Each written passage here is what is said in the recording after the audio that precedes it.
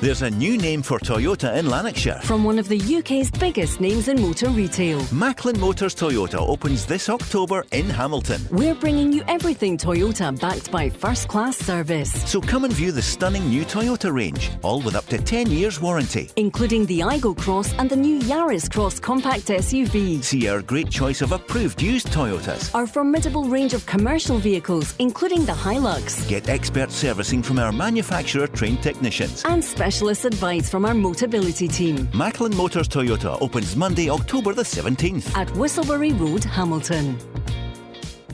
The Go Radio Football Show with MacklinMotors.com, representing some of the biggest motoring manufacturers across Scotland. Let's go! Good evening and welcome to this Go Radio Football Show with Macklin Motors, a Euro night here at the Radisson Red in association with Steen. And what a night this promises to be. Liverpool, who were pipped for the title last season, pipped for the Champions League itself. They're in town. They're up against Rangers, and Rangers looking to get their first goal, their first point, maybe their first points tonight against Liverpool. Just a mile from us here on the banks of the Clyde. Just, a few hundred yards from the centre of Glasgow. Mark Guidi is with us between now and kick-off, and the Rangers legend, Barry Ferguson. Barry, great to see so many people in here this evening. You're chipper a bit tonight. You're up for this. Yeah, I'm looking forward to it. I had a good feeling when I woke up this morning, Paul, and I think and I believe that Rangers will get something out of the game, whether that's 3 points or a point. But you know the script. Rangers need to get something to try and progress in Europe, and I believe tonight that Rangers will get something from the game. Because Celtic and Rangers are getting stick, aren't they, in the media, especially down south, are saying, you know, you're not at that level at all. In fact, you wouldn't survive in the Premier League. Yeah, well, let's be honest, you've got to be realistic. They're in the Champions League, they're playing against some top teams, there's top players involved. Listen, the results have not went to plan, certainly for Rangers, but they've got a real opportunity tonight. Liverpool are missing some key players, Paul. And it'll be interesting to see what starting 11 Gio puts out, whether he goes with two up front, whether he sticks with the five at the back. So I'm looking forward to seeing the team selection. But as I said, I think Rangers will get something from the game. I'm positive about that tonight. At least a point. Yep, at least a point, if not 3 points. OK, Barry, we'll get your team in a few moments. We'll get the team in about 40 minutes' time. Mark, you've seen so many games over the years. So far, Glasgow not doing so well in the Champions League. Celtic are out the Champions League. They could still get that third spot to get Europa League. What do you feel about this game tonight, Rangers-Liverpool? I think Giovanni will go pretty similar to what he did at Anfield last week. 5 at the back. Again, I think that's the way to do it. And I hope that he goes 2 up top. I hope he tries something different. I'd love to see Morelos and Cholak unleashed together against that Liverpool back line, because they are vulnerable at the moment. They're susceptible to decent strikers, and I think that would give Van Dijk and Matip, or however it's going to be, Gomez, it would give them questions to answer. Whether he does it or not, I don't know, but he did hint that last week that would have more of a go. I think some of the Rangers fans have been critical of the performance last week. I totally understand why, but there's a massive gulf, Paul, and I think it was unrealistic. To be honest, it was unrealistic to come away from Anfield with anything, despite Liverpool's shaky form. Tonight's a bit different. I think Rangers can sneak a point. I can't see them winning the game, but I can see them sneaking a point with a solid defensive performance. And when they've got the ball at Anfield last week, they wasted possession too often. They need to show more composure all over the pitch. And if they can do that with 45,000 Rangers fans or 50,000 Rangers fans behind them tonight, they'll give themselves a right good chance. Barry, you watched the Celtic game last night. What did you make of it? 2-0 at the end, still 0-0 with 15 minutes to go. Yeah, well, if you don't take your chances at the highest level, you're going to suffer. I thought it was pretty much end-to-end, but let's be honest, again, I thought Leipzig showed real quality, certainly in the final third. Look, Celtic created chances, Paul. Probably had 3 or 4 opportunities where you would think it should have been at least on target, if not a goal. But they, again, as I said, Leipzig with that front 3 showed their quality in the end, and I thought they were a better team on the night. Mark, what was your take on it? We heard you in the podcast last night here from Radisson Red with Steen at that point. Yeah. We heard you on the Go Radio Football Show with Macklin Motors earlier. Yeah. I mean, people thought Celtic could take at least a point. Yeah, I fancied Celtic last night, Paul, to what I did say I think they'd need to score 3 to win the game, because I thought Leipzig would score, and then I think Leipzig, absolutely deserved the win. There's no doubt about that. But Celtic attacked the game as they had their previous three. But the bottom line is, it's 1 point out of 12. 2 goals scored. It's not good enough. I think you should be expecting better from Celtic against Leipzig last night. But it just shows you don't take your chances. And even if you look at maybe the second goal, Juranovic not getting tight enough to Werner. If you're going to defend, you need to defend really well. You look at Anfield last week, it was only 2-0.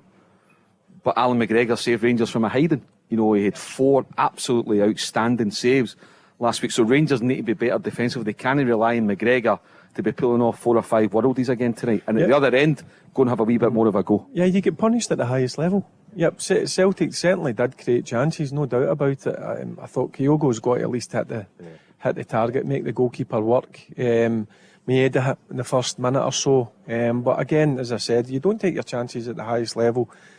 Very good players are going to punish you, and that's what Leipzig did to Celtic last night. It's great to see so many people here. Barry, do you have any spare tickets for the game tonight? Because we're only, a mile away. Some people could be persuaded to go along. I'm sure that's be there. not the No, case. listen, my boy's there. Yep.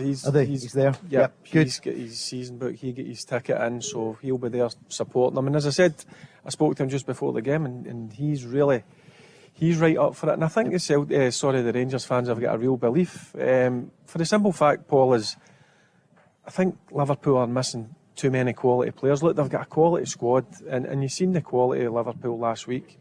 I don't think Rangers laid a glove on them, but I think they've got to be aggressive tonight. They've got to be really positive. And I hope Gio comes up with a plan. We hopefully going with 2 up top, which I think would surprise Liverpool. And I'm sure the Rangers fans would be delighted with that. I thought he would go back 5. I think he's going to just revert to normal and go 4-2-3-1 tonight. I think that's what's going to happen. He's going to go back to the back 4. He's 2 sitters and the 3 off the lone striker. I guess it would be Morelos, Barry, but I don't know what the Rangers fans think tonight, but there's so many want to see Cholak get the hod tonight ahead of Morelos. I mean, I spoke to you. I've got an idea, but I know what I would like to see. And give us your team. I would go a 5-3-2 tonight. Obviously, Griggs in goals. Yep. The 3 central defenders, Liam King, Golston and Ben Davies. 2 wing-backs, Barisic and Tavernier. I would go a 3. Jack Lundstrom and Scott Arfield, and I would go with Cholak and Morelos up top. Something that he's not done before, but you know what? They need to try and get something out of the game. And if they get a point, they've got a real chance of progressing in Europe. So that'd be no Ryan Kent. What do you think of that team, Mark? I'm going to ask our friends here at the Radisson Red if they fancy that team. If I'm picking the Rangers team tonight, I wouldn't be far off it, but I would definitely go with 2 up top. I would just try something completely different. But I suspect the manager will go 4-2-3-1, his favoured formation. I think Alan McGregor in goals. Back 4, the 2 full-backs pick themselves, Tavernier and Barisic. I think the balance will go Goldson and Davis. It's probably a wee bit harsh on young Liam King, but I think just having a left footer there, Lundstrom's always one of your holders. Hopefully go Steve Davis alongside him, although there's good options there. And I know he's had a lot of stick, but I do like Tillman. I think on it, he can be pretty special. I would go Tillman and Kent and Arfield off Cholak, but maybe he might be tempted to go with Matondo. But that's what I would do today. What does everyone think in here in the Radisson Red? Would you go for Cholak and Morelos together? Show of hands, can we see? Yeah, give it. Show of hands. Yep. Got a couple of hundred people in this part of Glasgow. We'll get a couple of dozen in here. That's about Paul, 90% saying yes. Rangers have got to go for it tonight. They've got to be positive, and they know they need to get something to progress in Europe. And listen to Gio's pressers last week, and then again yesterday, I'm thinking to myself, look, we could be totally wrong here, but I think he might throw one where it might throw Liverpool and go with the 5-3-2. And you know what? See, people are looking at a 5-3-2. It's very attack-minded, but also they've got to be mindful of when they're attacking, and say that it does break down, that they've got plenty of cover. So I'm hoping that they go with that tonight. When we come live with the guys, I always watch them. They listen to the managers. Let's hear the manager speak. Is it going to be Cholak or Morelos, or could it be both? They're both strikers, but you know their strengths and their way of playing is a bit different. They're both natural goal scorers, that's for sure. So it's always for me in case to see what we need in games and who is in form, who's in we think is going to be the best options, but that's not only for the striker option but also for the other 10 who are playing. I think it's a normal process you always do in the days prior to the game. And tomorrow we're going to start with 11 players who I think are capable in getting a good result. Oh, there's big news. Starting with 11 players, he's giving nothing away there, isn't he? Gio, come on, Barry, you played alongside him. Elliot's with us. Hi, Elliot. How you doing, you all right? Yeah, good, you? Yeah, good, thank you. Good, I know you know your way around the microphone. Have I heard that voice at one of the football grounds? Yeah, maybe. Kick around Rugby Park doing the Kilmarnock games. Indeed, right. So, Elliot, what are you thinking? Well, I'm what hoping, would you do? Similar to Barry, I think all the Rangers fans out there are looking for something a bit different. There's not much to lose in terms of where we're at the moment. I think we've got to go there and make a difference. And looking at two up front, Čolak and Morelos, talking to Rangers fans about, I think that's what everyone's looking for. Something a bit different, keeping it solid in defence, and hopefully with that we'll create chances and a good partnership up front. Deep down, what do you think is going to happen tonight? I'll ask you immediately, what's your scoreline? I think, as we see, you're at Ibrox. Ibrox is a different place, and when you come there, there's just something special about it with, as you were saying, 50,000 fans behind you, everyone shouting. So I'm hoping that with Rangers fans and a bit of support, and the fact Rangers can do it, and they've look at Europe last season, they really impressed the full of the country. So I would hope Rangers could sneak a few points here and maybe get a 2-1 victory. Barry? I'll take that. Yep. Anytime. But listen, I just think I've just had a good feeling when I woke up this morning. And listen to Gio's comments over the previous 3 or 4 days, Paul, and the injuries that Liverpool have got. And I watched Liverpool on Sunday, and again I wasn't overly impressed. I know they were playing against Arsenal, who are a top team and flying high at this moment in time, but Liverpool are missing some big players, but they've also still going to have some big players in the team. And one player they've got to stop for dictating the game is Thiago in the middle of the pitch.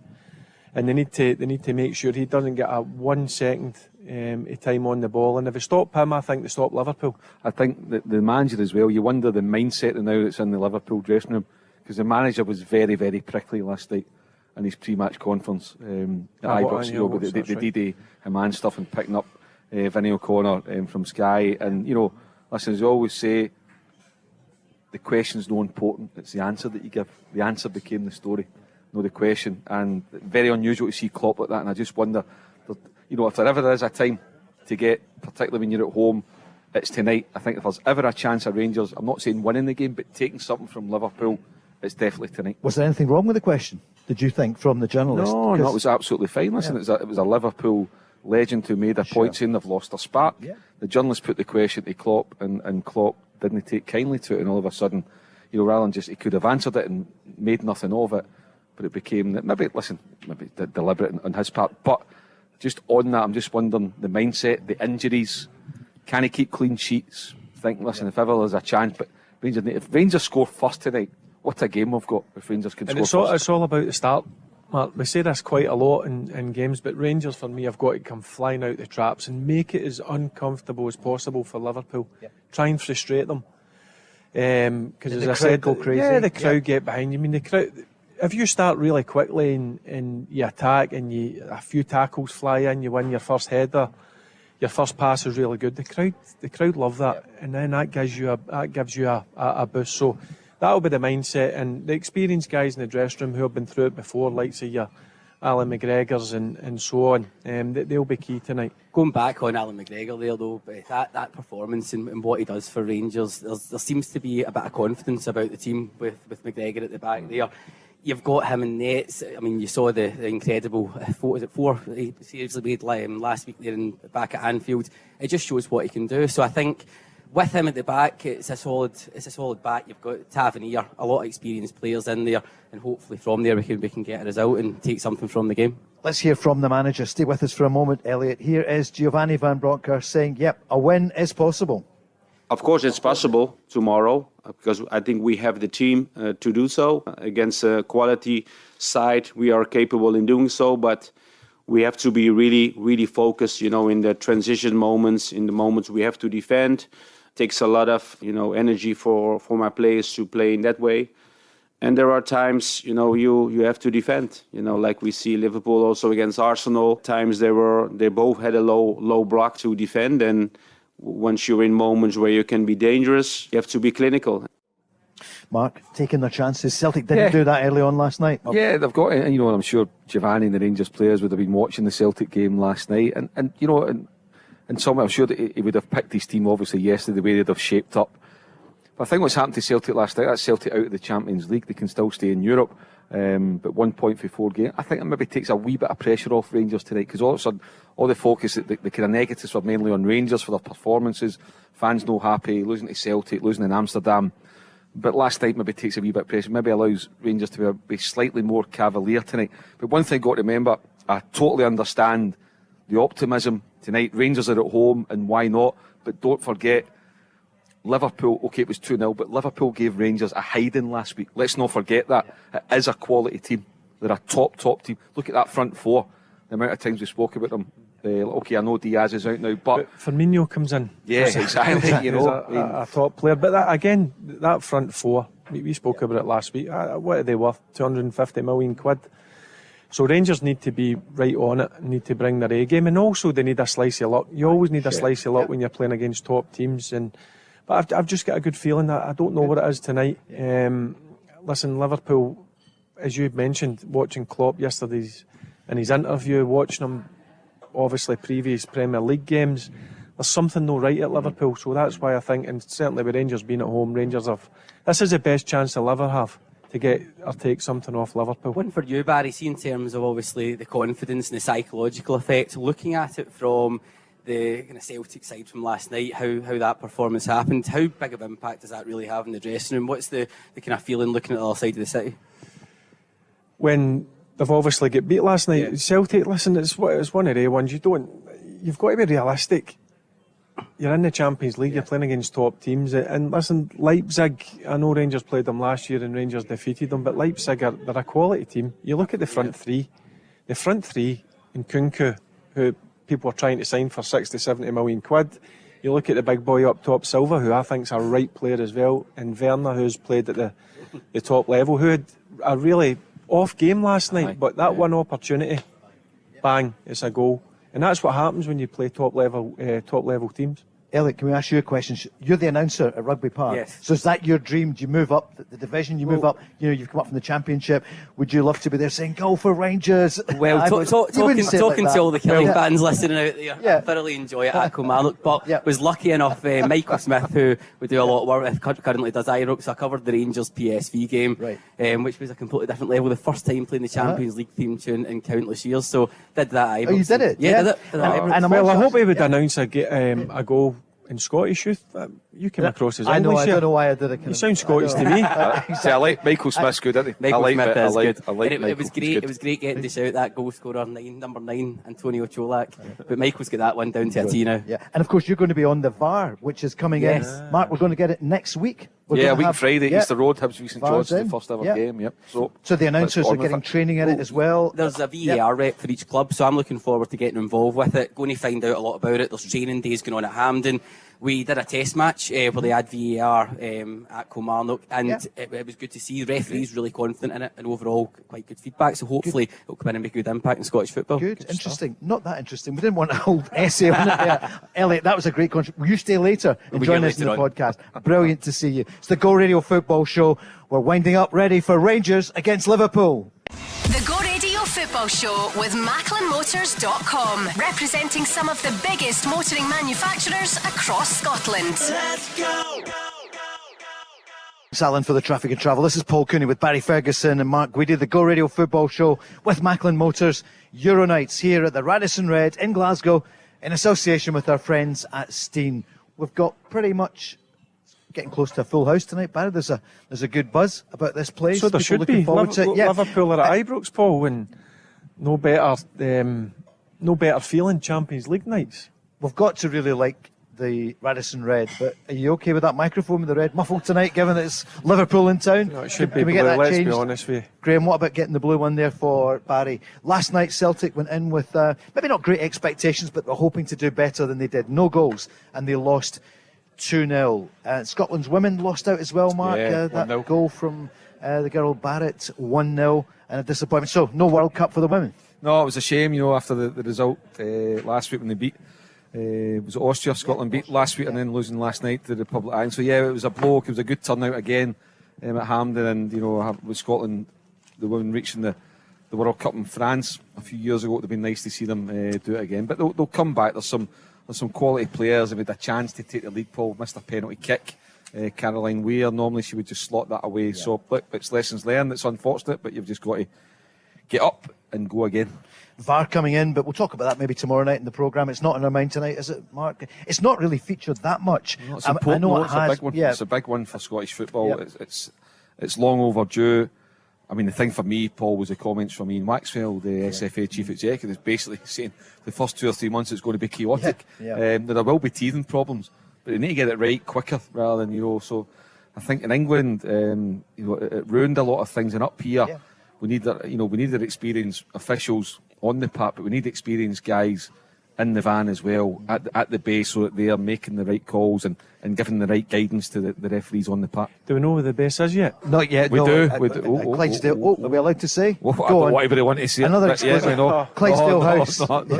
It's in Glasgow. It's in Glasgow. That's all saying now. Foster's here. He's 6'2". We could send him round. Foster, welcome to the Go Radio Football Show. Thanks for having us, guys. How you doing? You've just come from school. You're a teacher in Glasgow and technical studies. Yep. How are the kids? Challenging. East End of Glasgow, but it's certainly a rewarding job. Salt the earth. How are the teachers? They're worse than the kids, actually. I know. 2 of my daughters are teachers, so right. It's a good profession. I must say. My dad always said, sort of find a job that you love and you get up in the morning that challenges you. So it certainly does. Or find a job you enjoy and with expenses. Mark Guidi, how are you? No, it's an old journalistic joke. And Barry, living the dream, isn't he? Yeah, you watched it a few times. Some life, certainly did. What do you want to say? What do you want to ask Barry and Mark, and how are you feeling about tonight?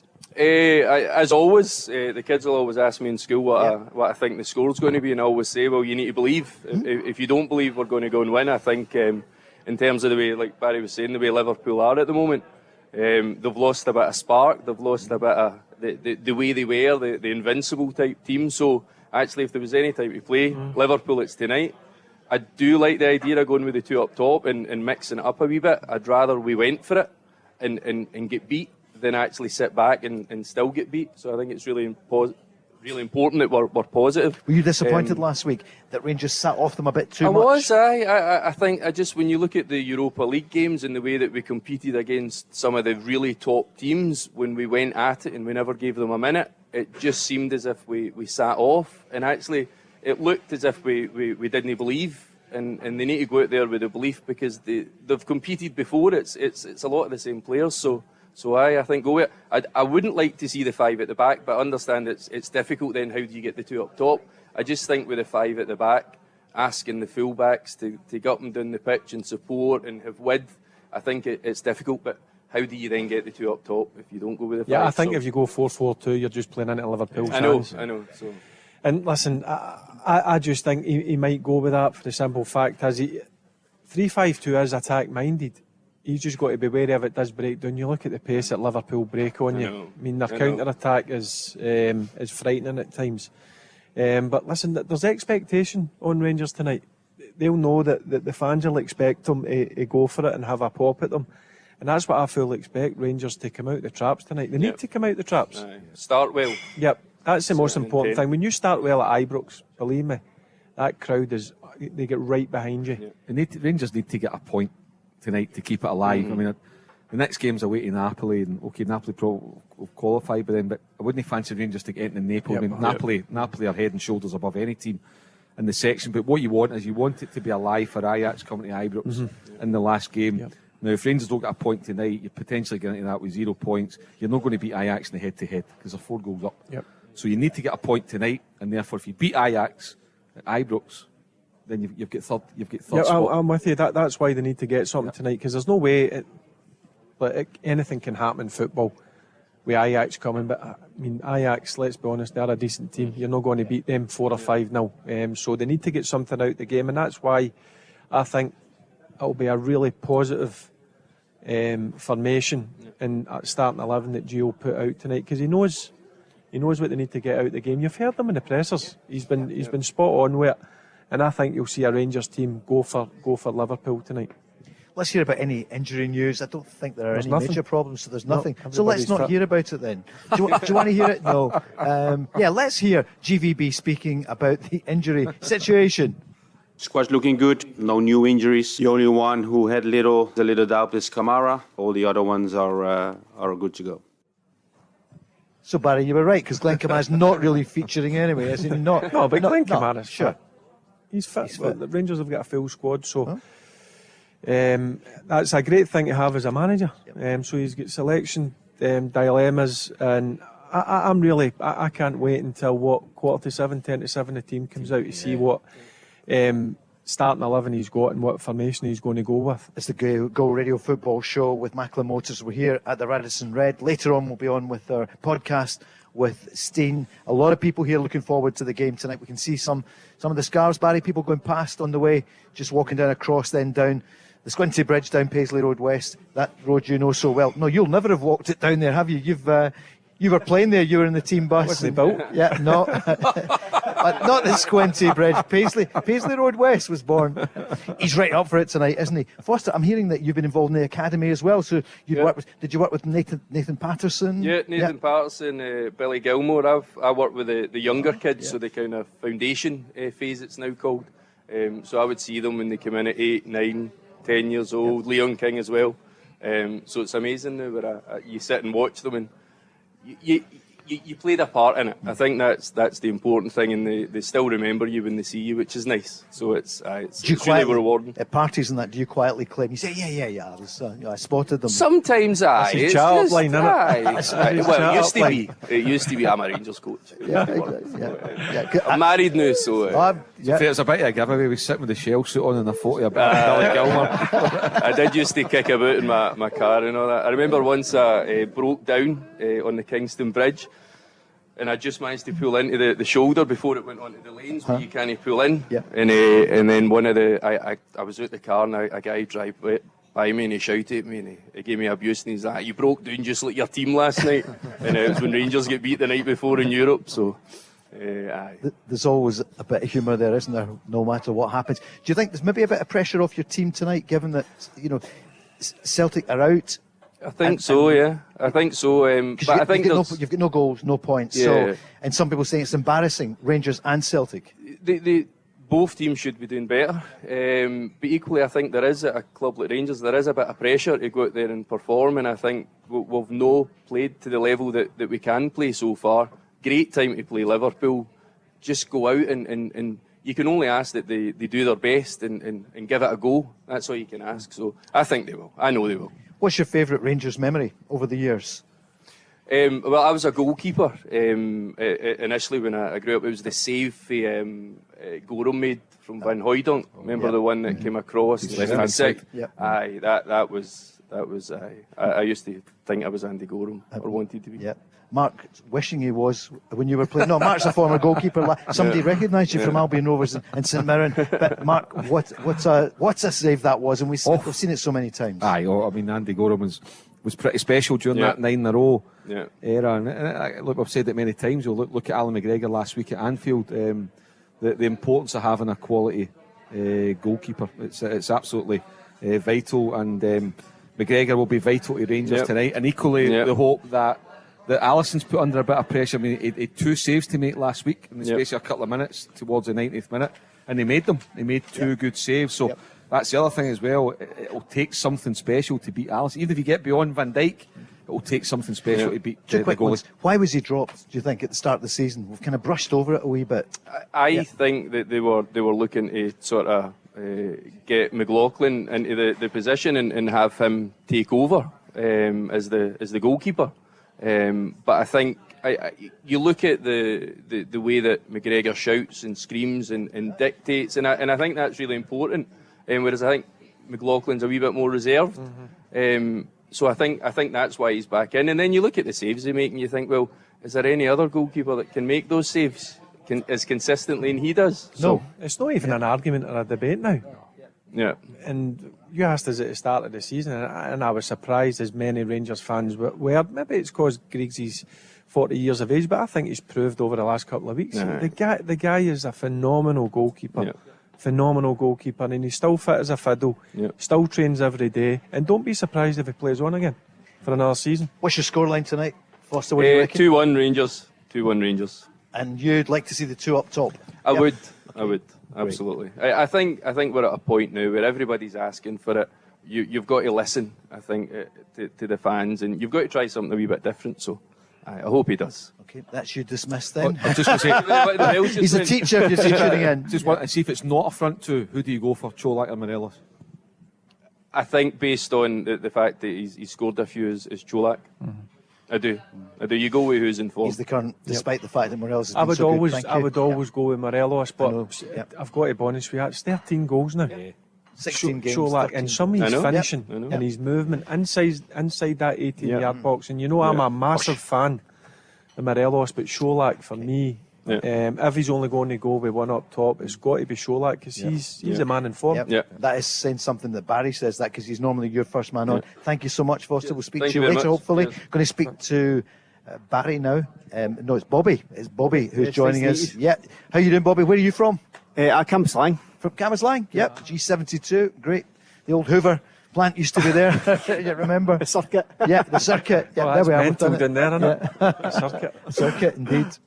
So, what are you thinking? How are you feeling about tonight? You a wee bit nervous? I'm a bit more cagey, I would say, than Foster about tonight.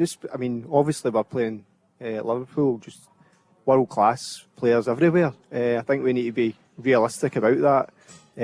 I remember us playing Spurs in pre-season and putting on a pretty good show, but the class kind of showed through in the end, and they won that game. So I'm a Rangers fan, so I'm hoping that we can get something from it. But I'm more thinking along the lines of a point as opposed to 3 points, if I'm honest. Is part of you, as a football fan as well, excited to see Mo Salah? I know he's not at his best at the moment, but as part of you, will there be a day when you can look back at the game? Well, hopefully with a Rangers win. But these are, as you say, some of the best players in European football in Glasgow tonight. Yeah, I mean, it's a privilege to see these players playing at Ibrox.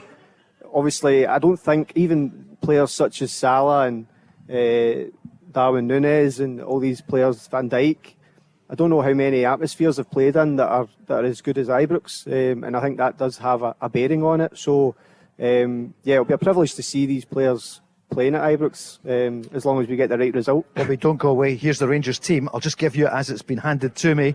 McGregor, Tavernier, Lundstrom, Goldson, Jack, Cholak, Kent, he's in, Davies, Ben Davies, Fashion Sakala is in, Barisic and Arfield. So Yeah, he's went with his 4-3-3. Yep. He's went with Cholak, and it'll be Sakala and Kent in the wide areas, and it'll be Jack, Lundstrom and Arfield in the middle of the pitch, and a back four of Tavernier, Golston, Davies and Barisic. Yeah. On the bench, McCrory and McLaughlin, Yilmaz, Stephen Davis, Matondo, Sands, Morelos, Wright, King, Devine and Tillman. You disappointed, Barry? Yeah, A wee bit. I thought he would have went with the two, but he stuck to his normal formation. Do you know who I'm delighted to see in that midfield? Arfield. Yeah. He's the one that can go in and make runs off Cholak.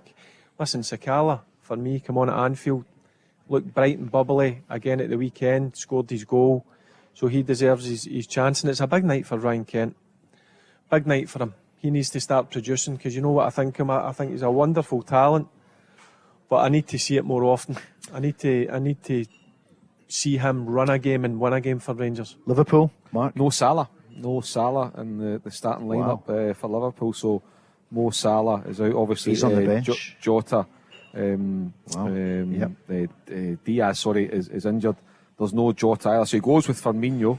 He goes with Darwin Núñez. He's got Elliott in there as well, and he's got Carvalho, the kid that they got. So that's the front. That's the front four tonight. How they shape up in that four.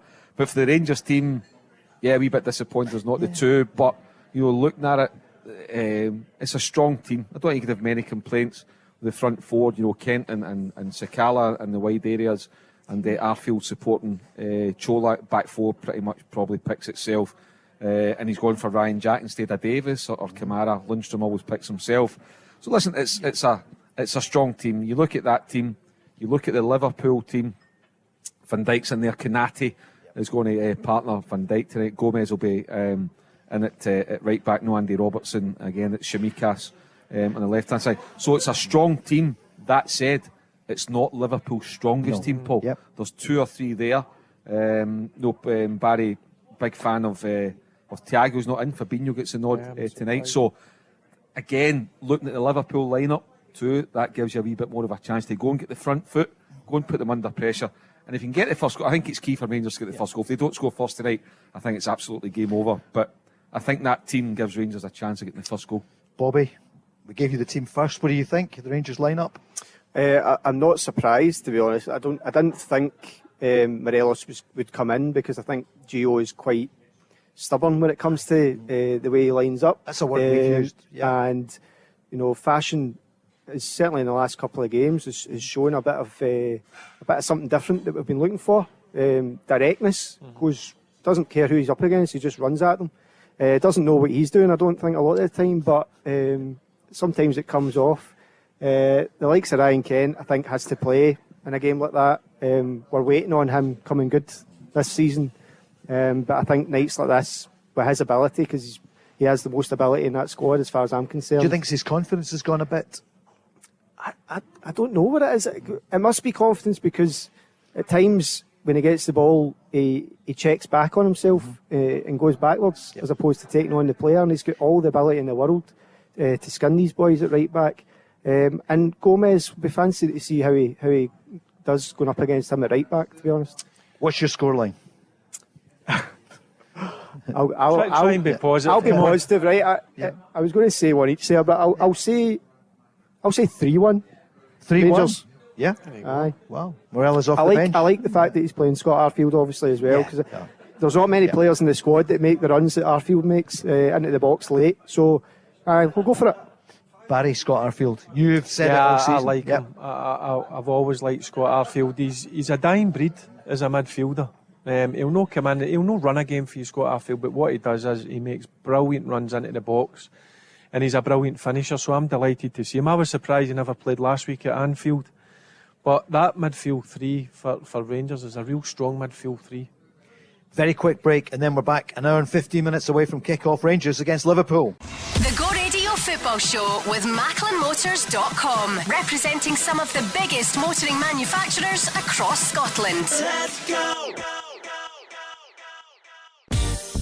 There's a new name for Toyota in Lanarkshire. From one of the UK's biggest names in motor retail. Macklin Motors Toyota opens this October in Hamilton. We're bringing you everything Toyota, backed by first-class service. So come and view the stunning new Toyota range, all with up to 10 years warranty. Including the Igo Cross and the new Yaris Cross compact SUV. See our great choice of approved used Toyotas. Our formidable range of commercial vehicles, including the Hilux. Get expert servicing from our manufacturer-trained technicians. And specialist advice from our Motability team. Macklin Motors Toyota opens Monday, October the 17th. At Whistlebury Road, Hamilton. Welcome. This is the Go Radio Football Show. Paul Cooney here with Mark Guidi, Barry Ferguson. We're with Macklin Motors, as always, but we're also on the Euro Nights, a special one here at the Radisson Red, in association with Steen. An hour and 50 minutes away from kick-off. The Rangers lineup, Barry, Ryan Kent is in. We thought he might go with Cholak and Morelos, but Mark, he didn't. So the Rangers lineup? Yeah, it's Alan McGregor in goals. Back four of James Tavernier, Connor Goldson, Ben Davies and Borna Barisic. Midfield three, John Lundstrom, Ryan Jack and Scott Arfield. And it's Fashion Sakala on the right-hand side, Ryan Kent on the left. And through the middle, it's Antonio Cholak. Having a go, Barry, but not quite the way that you'd like to have seen it. Yeah, I thought he maybe have went something different with the two up top. But listen, it's still an attack-minded team. Certainly with Scott Arfield playing centrally, Paul. He's the one that will get up and support with Cholak. And he's got real pace in the wide areas. Sakala, as I said, the last couple of games is really showing a great appetite for the game. And Ryan Kent, it's a big night for Ryan Kent. Again, he was disappointing last week at Anfield. He was left out at the weekend, so he should be fresh. And I expect a big performance from him. Liverpool in town, they line up Alisson, of course, their goalkeeper, Gomez, Fabinho, Virgil van Dijk, Konate, Firmino, he's back in, Bobby Firmino, Henderson the captain, Elliott, Tsimikas, Nunez and Carvalho. On the bench, Andy Robertson is there, Diogo Jota is there as well, Salah is on the bench, that's the big news. Thiago as well. some changes. Adrian, the keeper, along with Kelleher, Milner, Bajcetic and Phillips. We're joined by Jason. Jason, what do you want to say to Mark and Barry about Liverpool? Probably surprised about the Liverpool lineup, considering Salah and Jota especially. But I think after maybe the Arsenal game, they brought Salah off and put Henderson kind of to the right, as if they're trying to change things up a bit. He didn't look himself, Salah, did he? Nah. Yeah. I think the whole team's just lacking confidence, which obviously for a Rangers fan is good news. Definitely happy with that. Barry, could that be good news for Rangers? Yeah, listen, Jason's bang on. They're definitely, listen, they're a top-class team with top-class players, but they're suffering, even the top-level players suffer a bit of confidence, a lack of confidence, and certainly Liverpool are going through a tough time tonight, but sometimes you've got to be wary because it's just a matter of time before it clicks. And even with the amount of changes with Salah and Jota that Jason's just said, they two are high-quality players, but it's still a strong Liverpool team. Don't be kidded on with the few changes. Rangers are still in for a tough night tonight. But listen, do you know what? Rangers know. The beauty of it, Paul, is Rangers know what has to be done tonight. Yeah. They need to get something if they want to progress in Europe. And Napoli are 2 up at the moment on Ajax. They're the best team. They're the best team I've seen this season, apart from Man City. Napoli. Of all the teams, everywhere.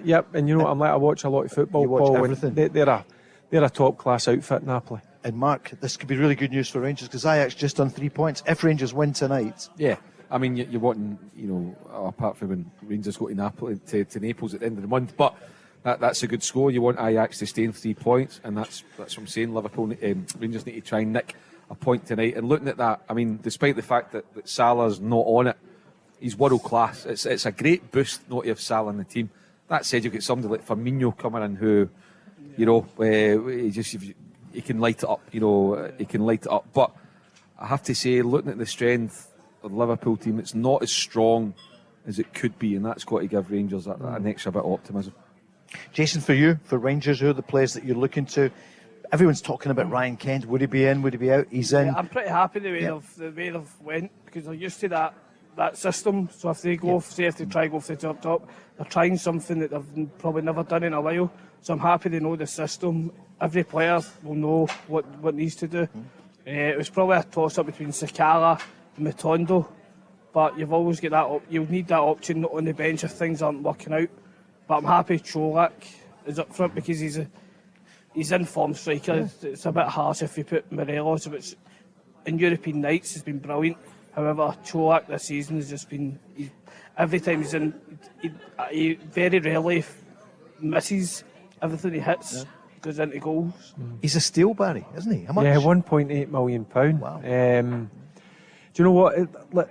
Technically, he's not the best in terms of linking up, coming in and playing with the midfield. But I tell you one thing: you put that ball in the box, 9 times out of 10, he's going to find the back of the net. And I think he's been a brilliant find. And 13 goals this season in all competitions. I think it's a brilliant return. And it would have been harsh. Jason's right. I think it would have been harsh. I'm a massive fan of Morelos. His biggest. Yeah, but I think Rangers are a better team in a minute. But in saying that, for me, Cholak, he's popping the ball in the back of the net. He's showing real. He's flying high in confidence, and he deserves to start tonight. Do you think they might have tested it on the training ground? They've had a few days. Yeah, I'm sure it would have crossed Gio's mind because he knows what's at stake, Paul. I keep saying it, that even there's a couple of games to go.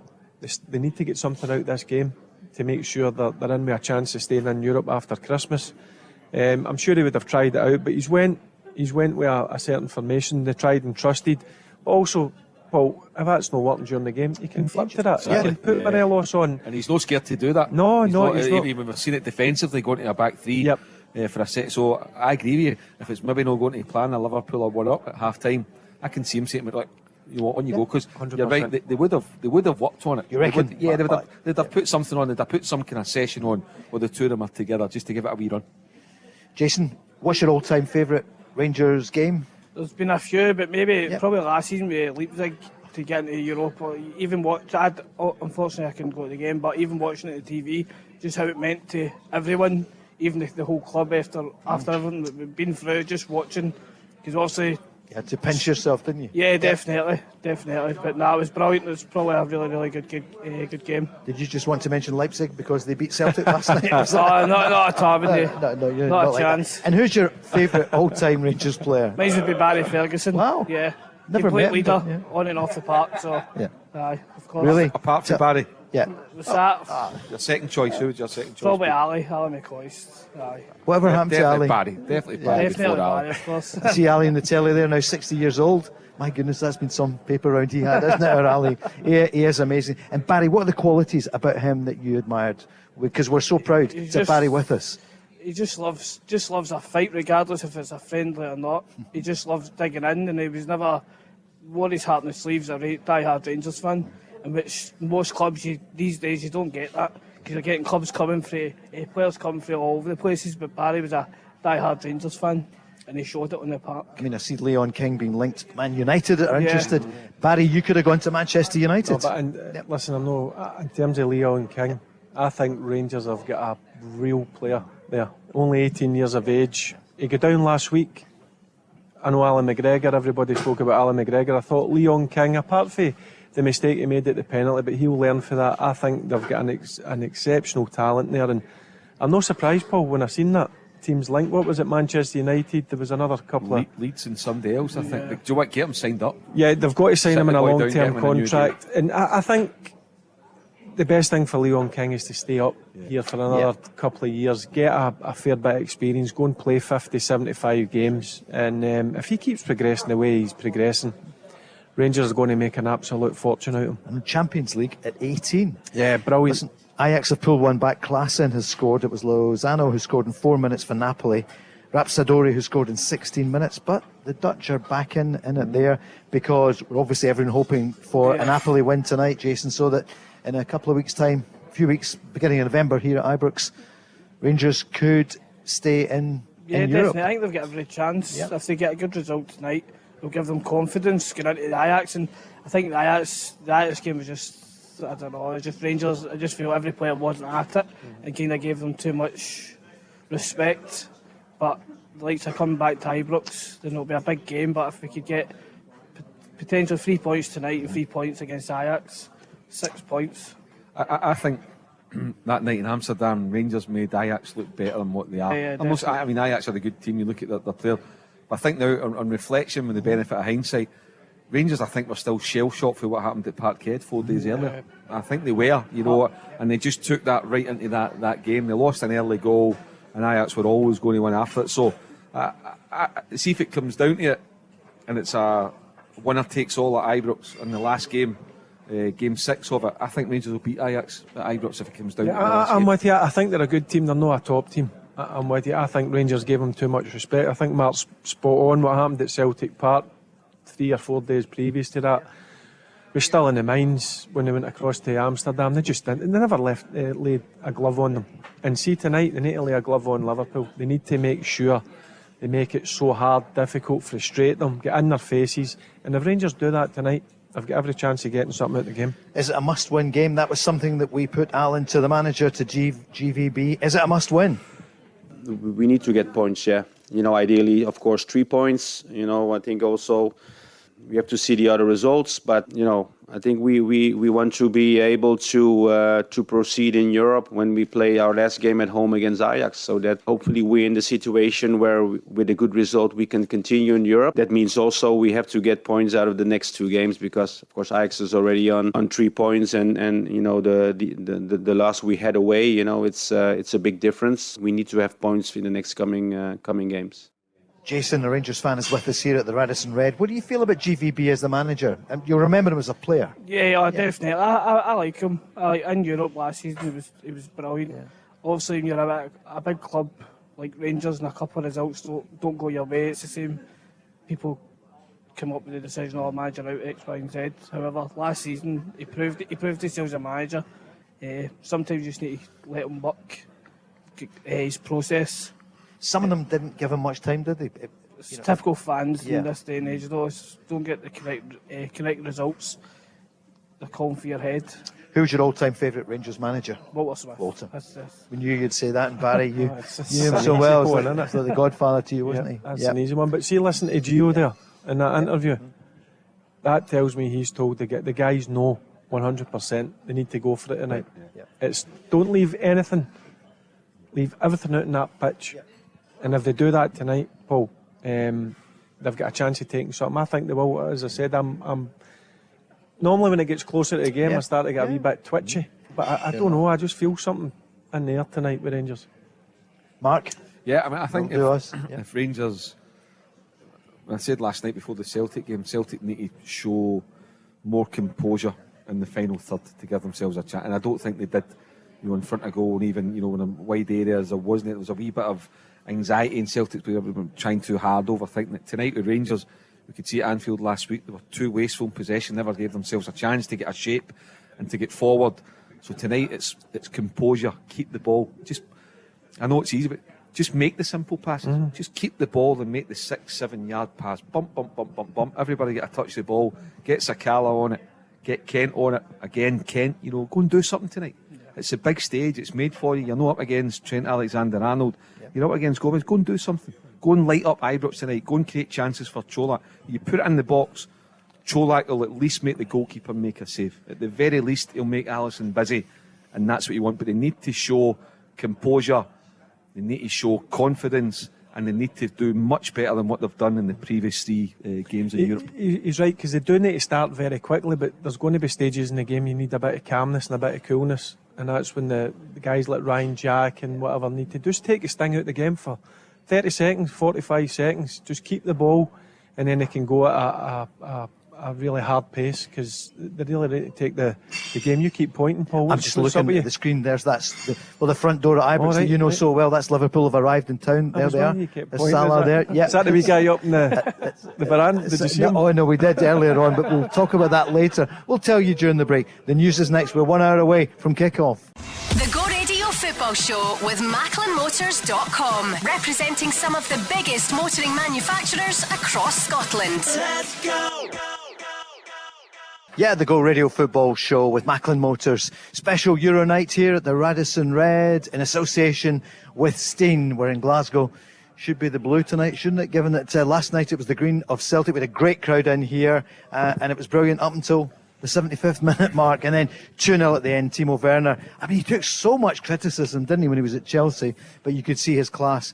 And he was involved in Forsberg's goal as well. So you can see the difference in the class. And with Liverpool coming to town tonight, we know the Rangers line-up. They're going to have a real go. It's not Cholak and Morelos up front, but you like the look of the team. So too does Barry. And the news is still Napoli are 2-1 up on Ajax. They were 2 up. Barry, you're wanting Napoli. They just need a point tonight to be through, but the 3 points for Napoli would be good news for Rangers. Yeah, it would be good news, and obviously Ajax, the next game, they play Liverpool in Amsterdam, and you expect Liverpool to have too much quality to get the 3 points. So look, I expect Napoli to win. As I said, Napoli are one of the best teams I've seen in the flesh this season. Paul, they're a top quality outfit. But who cares about that game? There's a game in an hour away that we're more interested in. We're just seeing there, we can see Graham Souness in the days when he had the tash that he enjoyed and wore for many years alongside just one of the great players there. Just looking there. Oh. Yeah, Scott joins us here at the Radisson Red. Scott, how you doing? Yeah, fine, thank you. Thanks for having me. How's the food and everything? We're looking after you. Fantastic. Yeah. Nice pizza there, but I didn't put the mushrooms on it. But what? That's all right. I'll forgive them for that. Oh, Mark, we'll need to try and do better. Yeah. What are you thinking then, Scott? You've heard the teams. The talking's nearly over. No goals so far, no points. I mean, I hear them down south going on about Scottish football, giving Celtic stick, giving Rangers stick. What are you feeling? I'm just expecting Rangers to go out and put a performance on tonight. What I've seen the last 3 games, for me, it's not the Rangers that I like to watch. I expect Glasgow Rangers to go out and put a show on and, face them toe to toe. So far, I've not seen that, and tonight I hope I see some of that.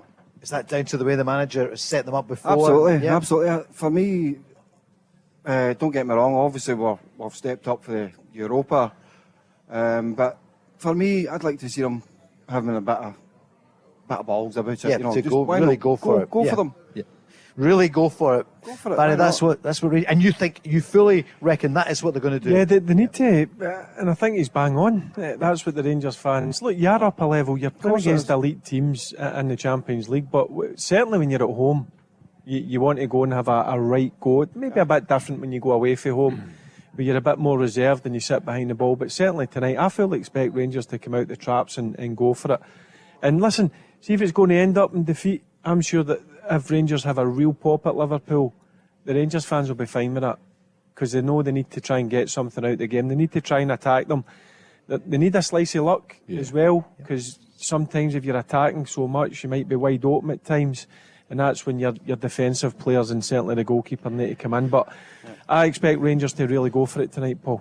And here's some good news. They'll hear it in the Rangers dressing room as well. Napoli are 3-1 up. Yeah, it's game-setting match now, Yeah. Paul. That's a great result for Rangers. I think, what Scott's saying, what Barry's saying, what we all want to see tonight is basically Giovanni Van Bronckhorst unleashing the Far Rangers. too conservative for me. I have to be honest, Scott. I can understand it. I think it was unfortunate that the game in Amsterdam has kind of set the tone for the next couple of games coming in the back of Celtic Park. I totally understand why it was a back five. Like, you're playing against, I'm going to call Liverpool a world-class team. Oh, no doubt about it. So they're as they showed last week, they are head and shoulders above. Now, Rangers played defensively, and Alan McGregor still pulled off 4 world-class saves. Aye. So you've got to take that into account. Tonight's different. It's a home game. You've got to go and get something. You know what's at stake. There's no messing about. It's an attack-minded team. Get on the front foot, try and score the first goal, make it interesting. So for Rangers, it's all about getting third place, and it starts tonight. There's 3 games to go and clinch third place. Absolutely. And it's interesting that he's went with Sakala as well tonight. What do you feel about that? Oh, brilliant. love The his boy deserves attitude. a chance. Yeah. He's been sitting on the bench for long enough. He showed great fucking composure and attack-minded. Yeah. So why not? Why not go for him? He was really positive when he came on at Anfield last week. And do you know what he's got? What defenders hate? He's got raw pace. And he showed that again at the weekend against St Mirren. And obviously that's the reason why Jules went with him tonight. And so is Ryan Kent. Ryan Kent, if he shows positive attitude in his play tonight, he's got a bit of pace about him. So listen, I'm expecting Rangers to really go for it. Go for it. Listen, there's nothing to lose. People expect Liverpool to win. Out of Ryan Kent, don't we, Barry? Aye, listen, He's just not been shown what he should I do. really like Ryan Kent. I think he's a player with a lot of ability, but he doesn't do it on a consistent basis for me. I need to see more goals. I need to see more assists. And listen, maybe getting dropped at the weekend, left out the team, Spurred him on a wee bit. is maybe the kick up the backside he's needed. I think in the wide areas, Kent, I think, is lucky to almost have a regular starting spot. He should be doing more. What I like about Sakala, that maybe just something different tonight you're talking about, is what I like about Sakala, he plays with no fear. Yeah, he plays with a smile on his face. It'll be tactically Did you see disciplined. his He just loves to play football, doesn't He's he? great. He just loves it. So you can see him thinking, do you know what? Shamikas and Van Dijk, I'm getting in between the two. I'm having a pop at you Exactly. two. And that's what I like about Sakala. That could be like that we're missing. Did you see his interview after the St Mirren game? Oh, he was brilliant. Just smiled all the way through it. They were That's asking what him I'm they're saying. like that. He was just just loves so it. polite. It looks to me he loves being there. Aye. Yeah. And you know what? Brilliant he's got the chance, because as I said, he's got something that defenders hate playing against. Aye. And that's raw pace. He's just raw. Look forward to seeing him. He's one of the boys out the squad that I'm absolutely looking forward to seeing tonight. What's your scoreline then? What do you reckon? I don't know. Everybody's saying 2-1 and we'll get a draw and this and that and the other. What do you think? I was going to go crazy and just say 4-2 Rangers. Why not? 4-2. Yeah. Well, you did say goals, Barry. There's going to be That's goals. the 3 beers we're Maybe getting here 6. tonight. So. We'll come back and speak to you at half time. Aye. So. Barry, your scoreline. Let's get yours now. What do you think it is going to be? I think. What you want, my heart in my head? Give us your. Yeah, I'm honest. Do you know what? I was going one each, but do you know what? As more as it's getting closer to the game, I've seen the lineup. I love the fact that Arfield's playing centrally, where he can take off and get up and support at the front 3. I'm going to go Rangers 2-1. You're going Rangers 2-1. And just by looking at the Liverpool team as well, Salah, who's world class, Thiago, who I think's Liverpool's best midfielder by a country mile. He's left out, and obviously Trent Alexander-Arnold's missing, who has been getting a lot of grief, but going forward, the boy's unbelievable. Yeah, 2-1. 2-1. And you'd 2-1. said before the game, Thiago, you have to keep an eye on him every single second of the game. Well, he's brought Fabinho in, who's Yep. going to play in there with Jordan Henderson, and that for me tells me that Klopp knows that Rangers are going to come, and Rangers are going to have a real go at them. And that's two defensively minded players in the middle of the pitch for them. Let's hear a bit more from the manager then, Alan. On the game itself, here's GVB. As I said many times before, it's always easier to play the second game against an opponent.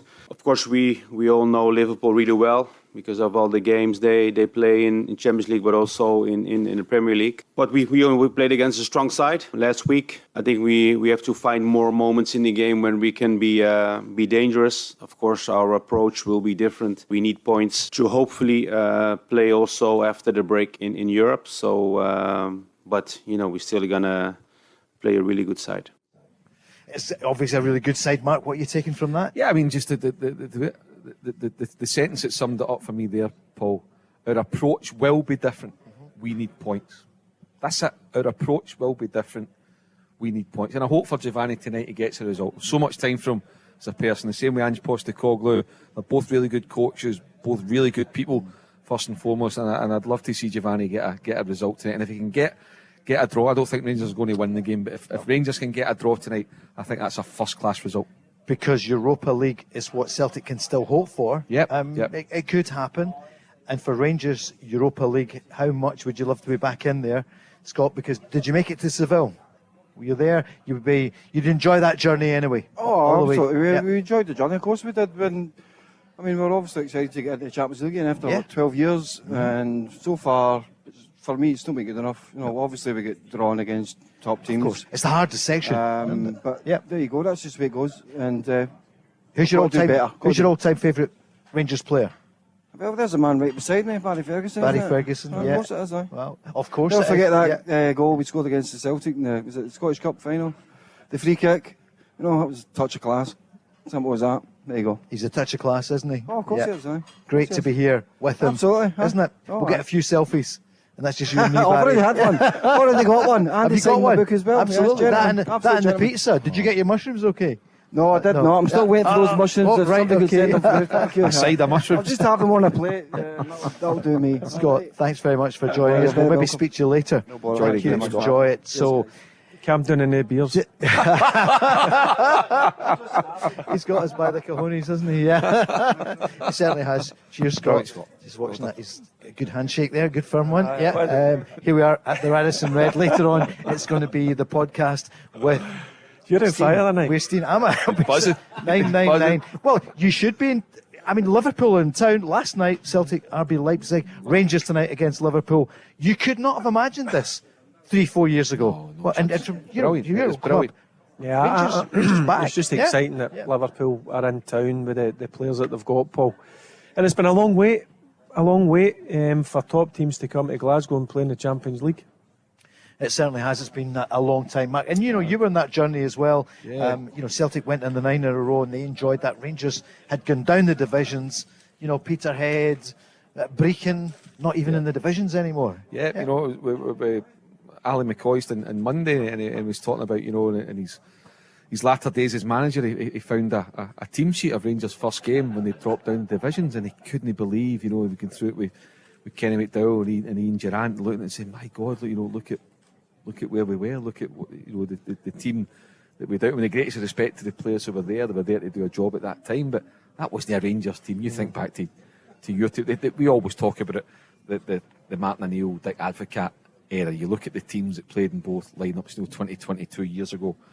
I mean, I don't think it's going over the top to say there was world-class players at that time, and include the guy sitting beside us here, our colleague who would have gone and commanded a game in any team in Europe. He would have gone and commanded, as would have your Henrik Larssons and your Chris Suttons and your John Hartsons, your Ronald de Boers, all those guys, Stefan Kloss, they'd all have gone commanded games at any club in Europe, and I don't think I've got the same standard now. That's nothing against the clubs, but it is absolutely brilliant to see two Scottish teams in the Champions League, and I just hope that both of them can go and get a win somewhere between now and the end of the section and go and get third place and stay in Europe. Do you know it's frustrating, but it's listening to the media down in England, they're giving us a bit of stick And I was going to say it rightly so. Listen, the performances and the results have not been good enough. We know that, but listen, you've got to look at the golf and budgets.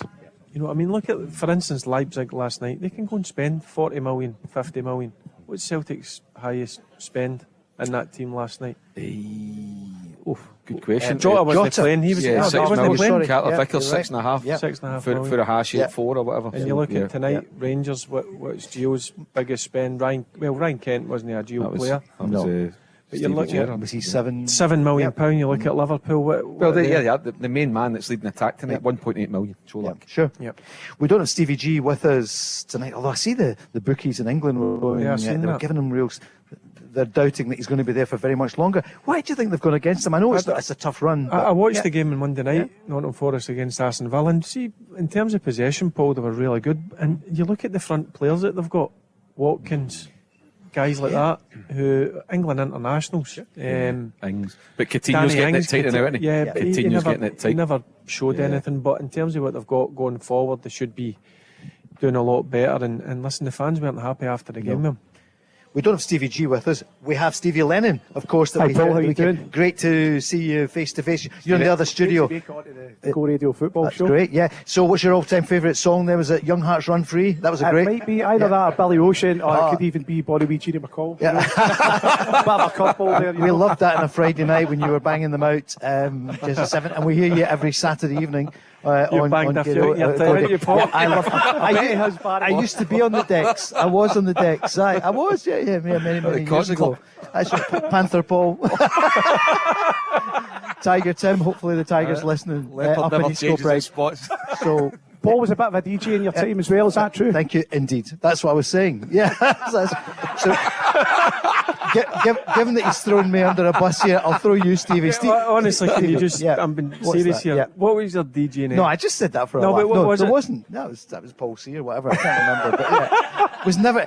It's like talking football with you, and when people who played amateur, professionals are like, "All right, very good, very good." I love and Tiger Tim and Panther Paul. What brilliant. Absolutely brilliant. I did support him one night at the Gifford Youth Fellowship. There you are. Where is this going? This is the Go Radio Football Show with Macklin Motors. This will not be on the podcast, James, will it, at this point? Stevie, you were at the game last night at Celtic. What did you feel overall? Very disappointed, to be honest. I thought even the crowd was a bit subdued. Celtic never took their chances, so at that level you need to take your chances. Simple as that. You do. Did you think at any point they seemed a bit anxious in front of goal? I think the game could have went either way, and obviously it didn't go Celtic's way last night, but I mean, it comes down to taking your chances. Kyogo had scored, or either of the post shots that have went in, it would have been. There was that moment, wasn't there? Of course, a different O'Reilly. game, So, what are the pluses for you, Matt O'Reilly? Yeah, he's been a great addition to Celtic. So he has, fantastic, and obviously the Japanese boys, but they tired last night and they kind of, thought Rio looked out his depth a wee bit. In a sense. What about your stand-in captain? How good was he then when you saw him last night? Well, they certainly missed Callum McGregor, but Carter Vickers was outstanding, unplayable. Yeah, his pace and even that, the way he reads the game, he's brilliant the way he reads it and just covers the ground. But I think Barry was talking about Barry's opinion on air about it. But I think, Paul, as Stevie said, they're looking at O'Reilly.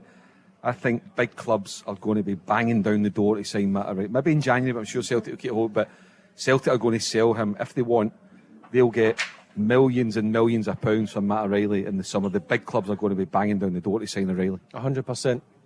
If he continues this sort of form, but I don't think they'll let him go in January in terms of, if it's a ridiculous fee. But I think next summer he could go and play easily in the Premier League down south. I prefer him in the number 10 position. But he showed last night, good players can play anywhere. He's went into that holding role. And I thought, along with Carter Vickers, they two were the best players last night for Celtic. What's your scoreline tonight? What do you think? Rangers, Paul, Liverpool? I'm going to sit in the fence and say 4-0 Liverpool. What? At least you're getting a laugh, Stevie. At least it's a laugh. How many beers you had tonight? No, alcoholic ones. Good man. And we had Elliot earlier on, who the announcer from Command. Did you ever fancy announcing it into the grounds for Celtic? No, quite happy just playing the tunes Playing that go radio on a Saturday night. Some great songs as well. What's been your biggest song of this summer? I know Beyonce's been It's got to be LF System. Yeah. Still doing the damage on the dance floor. Fantastic. Crofty and Grado will play it tomorrow morning.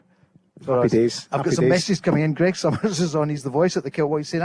Panther Paul, you kept that quiet. I've now got that in my arsenal. I think that's what he's saying. Right, Stevie, thanks for joining us. Thanks, guys. Thank you, Stevie. Back in a couple of minutes from now. The Go Radio Football Show with MacklinMotors.com, representing some of the biggest motoring manufacturers across Scotland. Let's go! This is the Go Radio Football Show with Macklin Motors, another of our special Euro nights here in the Radisson Red with Steen. And the podcast will be on just after. I mean, we go as soon as the full-time whistle goes. What's it going to be tonight? We just don't know. We're hoping, obviously, for a Rangers win or at least a point. Napoli, they've done the business, haven't they, Chris? We were just looking there. They were 3-1 up against Ajax. And that's good news from a Rangers, from Glasgow, from a Scotland point of view. If Rangers can take something tonight and then beat Ajax in just, 3 weeks' time, then Rangers would drop into the Europa League. But you'd go for that, wouldn't you, Elliot? You joined us earlier. I think we can come back to Europa League. Is certainly is a positive for Rangers. Looking back at last season, getting to the Europa League final is just incredible. The journey across Scotland was just fantastic. But yeah, Were you at the match? Did you make it to Seville? Didn't make it to Seville because of work, but went to all the home fixtures along the way. But unbelievable. I just wish people would say yes. Nobody knows. I know. I mean, the Celtic fans all claim they were there, 3 million. I would So, get absolutely slaughtered on Twitter. Just say you were there. It's fine. It's tricks in the radio.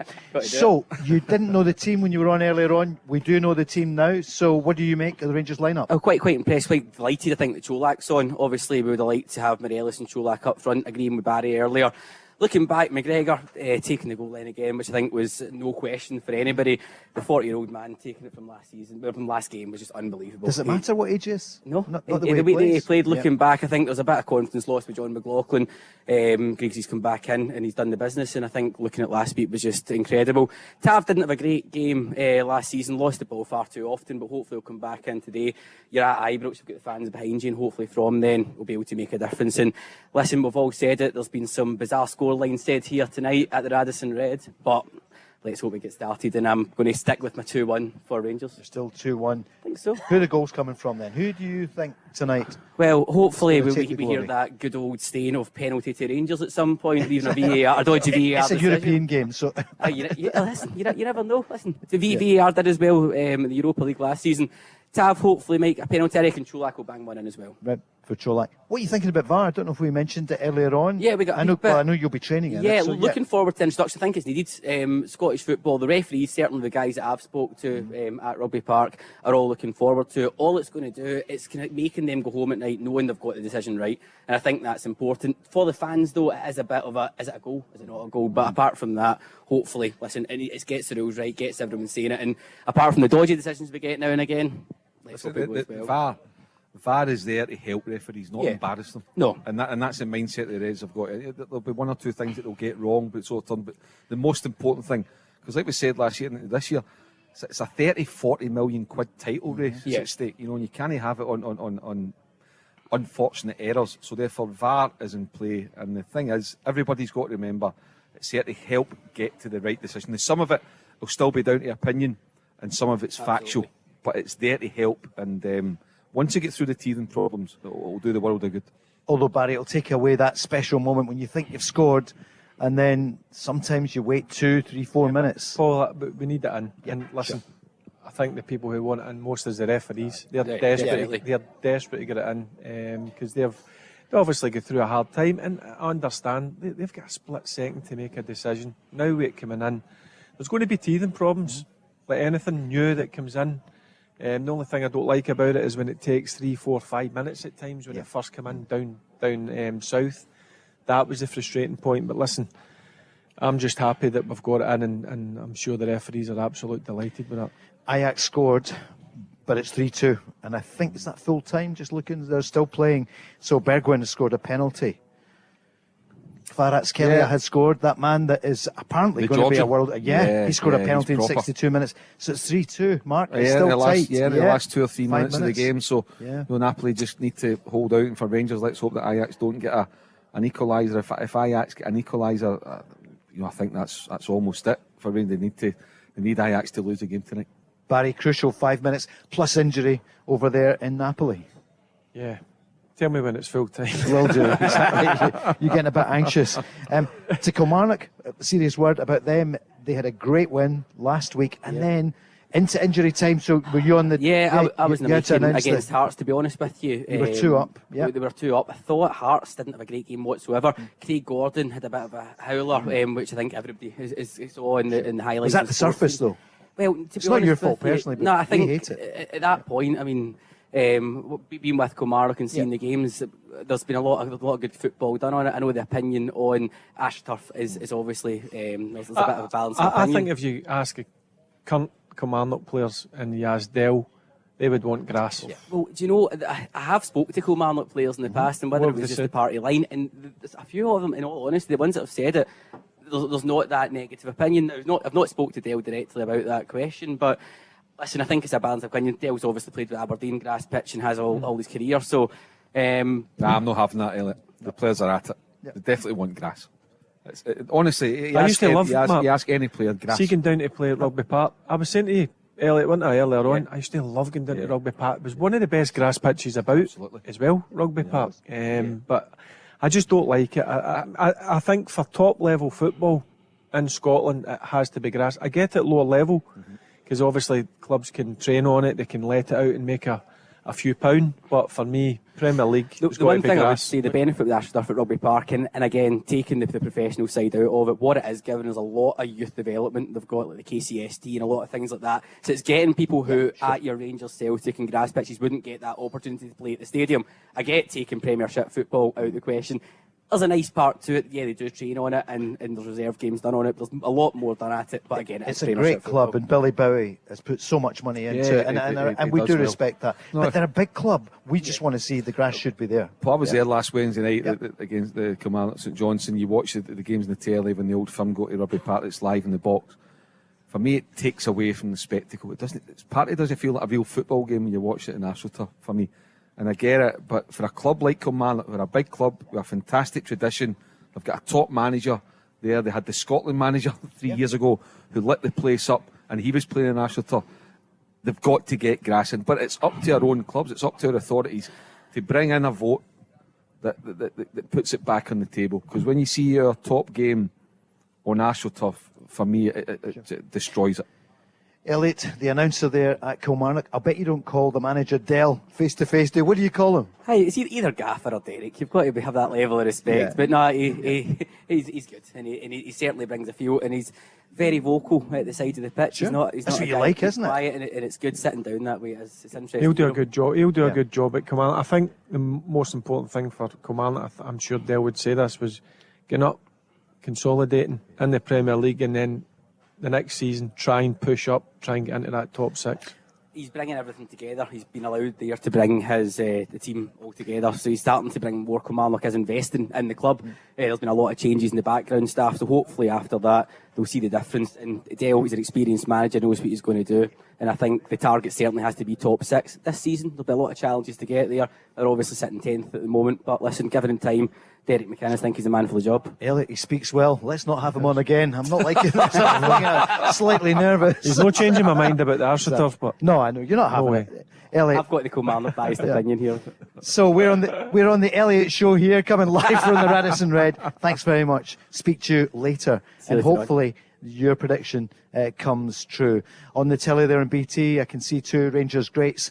There's Ali McCoist and Sir Kenny Dalglish. Was there ever a better player from Scotland than Kenny? He's the best. Yep. He's the best. And what a gentleman as well. An absolute gentleman. And he's the best. He's not at the game tonight, but he's the best. No, he's not here for the match. And Kenny... I played with his boy, under the 21s at Scotland, Paul. I think he's over in America, correct me if I'm wrong. He is. He's a manager. He's away back to Houston. He was in Miami, but he's away back there. Some kind of role in football. Right, but one thing I'll say about Ken Douglas, been in his company a couple of times, never walked past you, just brilliant guy. And I just remember, obviously, watching. I never seen him live. It was just obviously clips on TV, but he looked an unbelievable player and some amount of goals did he score some amount. Yep. As a personal, you think of the mark that he's made in Liverpool. He's not an Englishman. He's not a Scouser. And to have you think of the hundreds and hundreds of great players that have passed through Liverpool Football Club, and for him to get a stand named after him, and you ask any Liverpool fan who's the greatest, every one of them will say Douglas. It's frightening. Frightening. Here's some big news. Yep, Napoli have scored again, 4-2. Good news for Rangers. So in the last moments, Napoli have just scored. So that will tie up Napoli 4, Ajax 2. Barry? Yeah, a lot happier now, Paul. That's obviously Napoli got the 3 points. I thought they would have anyway. They've been, as I said, they're a top team. They'll finish at the top of the group. Liverpool second, and it's going, obviously for me, it's going to come down to Rangers and Ajax for that Europa League spot. What would you tell us about Giovanni? You know him as a friend, as a colleague, a teammate for many years. You were at the Legends game with him, 6 months ago or so. Is he enjoying life in Glasgow? Yeah, he knows the standards. He knows the expectations. It's all about winning at Rangers. If you draw a game, it's no good enough. If you get a defeat, it's an absolute disaster. So he knows that he's under pressure to win domestically all the games. Champions League's a bit different. Obviously, at home, there's an expectation, and I think he'll know that, and the players will know that. I know it's Liverpool, world-class team with world-class players, but there's an expectation for Rangers to go and make a game of it tonight, and he'll know that. But for me, I think he's come under a bit of unfair criticism. I think he's a good manager. He knows the game inside out, and I think in time, well, if he's given the time, I think he'll be a very good Rangers manager. And he's bringing through, along with the Rangers Academy, they're bringing players through. Let's hear him speak about Leon King, who has been mentioned yesterday. Man United have got their eyes on him. Here's GVB. Obviously, when you are performing well in Scotland, you get interest. I think Leon is a player who's developing really well. He played already some games last year, but we wanted to make space for him to get more minutes. When he's taking the minutes, he's performing really well. So I'm really happy. He's only 18. He still has a lot to learn, but he's one of the players who's open for coaching, put the energy and work hard to better himself. So I think his future is very bright, but he needs to continue and playing well, training well. And in that process, we're helping him, and he's developing really well. It tells you something about his progression, that will he be gutted, he'll be disappointed to be on the bench. Yeah, and had Rangers started with him tonight, nobody in here would have complained, nobody I was complain. You could say that the boy would have earned another starting place, but his time will come. Paul, what's most important? It's not the highest thing in the agenda, but it's very important that they get him tied down, get him in a new contract. You integrate him even more. Make him feel special, get him to sign a deal, because centre halves are no easy to find, and if you do find a good one, they tend to cost a lot of money. So when you've got one in your books that the Rangers fans can identify with, that comes through the system, as Barry said, hold on to him. Yeah, I think he'll be a regular come the start of next season. He'll be a regular centre half for Rangers. Go and play him, get his 100 games under his belt. You build him into a player that's worth millions and millions of pounds, and then eventually, as happens, 22, 23, you go and you sell him for a lot of money, and everybody's a winner out of it. Barry, they were criticised a couple of years ago about not producing. Young Barry Ferguson's the beginning now. Nathan Patterson obviously away to Everton. We talk Alex about Leon Lowry. King, Lowry, who when he's back, Leon King. So now you're starting to see a conveyor belt of young players coming through. And listen, I think if you ask a Rangers fans, I'm a Rangers fan myself. There's nothing better than seeing a young kid come through and breaking into the first team and holding down a spot. Nathan Patterson never done that because of the captain was there, but listen, Nathan Patterson went down to Premier League. Rangers made real good money out of him, but I think this kid, Leon King, for the short period of time he's been in around the first team and he's played, he has got potential to be a top centre-back. So I think it's important that Rangers get him tied down, as Martin had mentioned there, because there'll be clubs sniffing about him. no doubt about it. And young Alex Lowry, he had a bad injury 6, 7, 8 weeks ago. It looks to me if he's back playing now. So, yeah, it's brilliant to see young kids make a breakthrough. Well, we look at the bench to see, we know it's so strong that the Liverpool bench is really strong, arguably as strong as the team. Starting 11, yeah. Aye, it is. Salah, Yeah. Jota, Andy Robertson, the Scotland captain, Thiago. Who do you think from Rangers, though, would you be looking to? It'll depend what happens in the game, but what do you see there as strengths on the bench who could come on? Well, I mean, if you're looking at it, if you need to go and do something a wee bit, different middle to front, I know he's maybe the most popular Rangers player at the moment, but I think Tillman does have quality, Paul. I mean, Tillman has got something very special in his lock-up. He's coming off the bench. He's highly rated at Ibrox. Remember, we've spoken about it. He's a kid. He's a boy. He's 20-year-old. So remember, if this was a 20-year-old coming through the ranks at Rangers, I think he'd have a lot more leeway with him. But the fact that he's come from Bayern Munich, people are expecting, things to be happening instantly. So he has the quality to go and change the game. Morelos obviously can come off the bench if they need a goal to go and do something. So there's really good option there. The pace of Matondo could be vital in the last 15 minutes or so. If the game's wide open, he could certainly come on and hurt Liverpool. So there's really good options for Giovanni. And if Rangers find themselves ahead or the manager's happy with a point, they want to hold on in the last 10 minutes, they've got the kid that we've just been speaking about, Leon King. You can bring him on and really shore it up at the back. Jurgen Klopp's been interviewed now. He doesn't look grumpy at the moment. He's smiling. He's a brilliant character, though, isn't he, Barry? You would imagine he'd be terrific to work under, but you're hoping he's not smiling after the 90 minutes. We've got one more break, and then we're live here at the Radisson Red, counting down just 17 minutes till kick-off. The Go Radio Football Show with MacklinMotors.com, representing some of the biggest motoring manufacturers across Scotland. Let's go! Thanks to everyone who's on the socials. And actually, more than 2/3 of our listeners tonight who've been on are saying they reckon Rangers are going to take at least a point. We're only 15 minutes away. Rangers against Liverpool. And just listen to that at the Go Radio Football Show with Macklin Motors here at the Radisson Red with our friends at Steen, the podcast later. It's the Champions League. So looking at the Rangers team, looking at the midfield, it's going to be so important. It always is. Mark, give us a couple of the players that you reckon this could be a massive night for them. Well, listen, if Rangers are going to get a result tonight, whether that be a point or 3 points, it's going to take 11 players, Paul. You're going to need 11 players bang on it, from Alan McGregor right through to Antonio Cholak, to get something. We expect, going by the manager's comments, going by the team, that we expect Rangers to try to be in the front foot. Now, being in the front foot's easier said than done when you're up against a quality team. They're going to try and be in the front foot.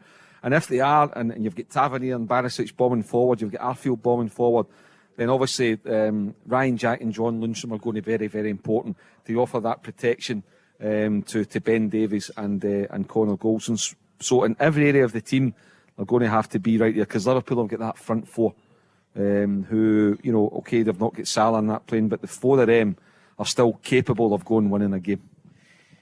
John Lundstrom from Liverpool.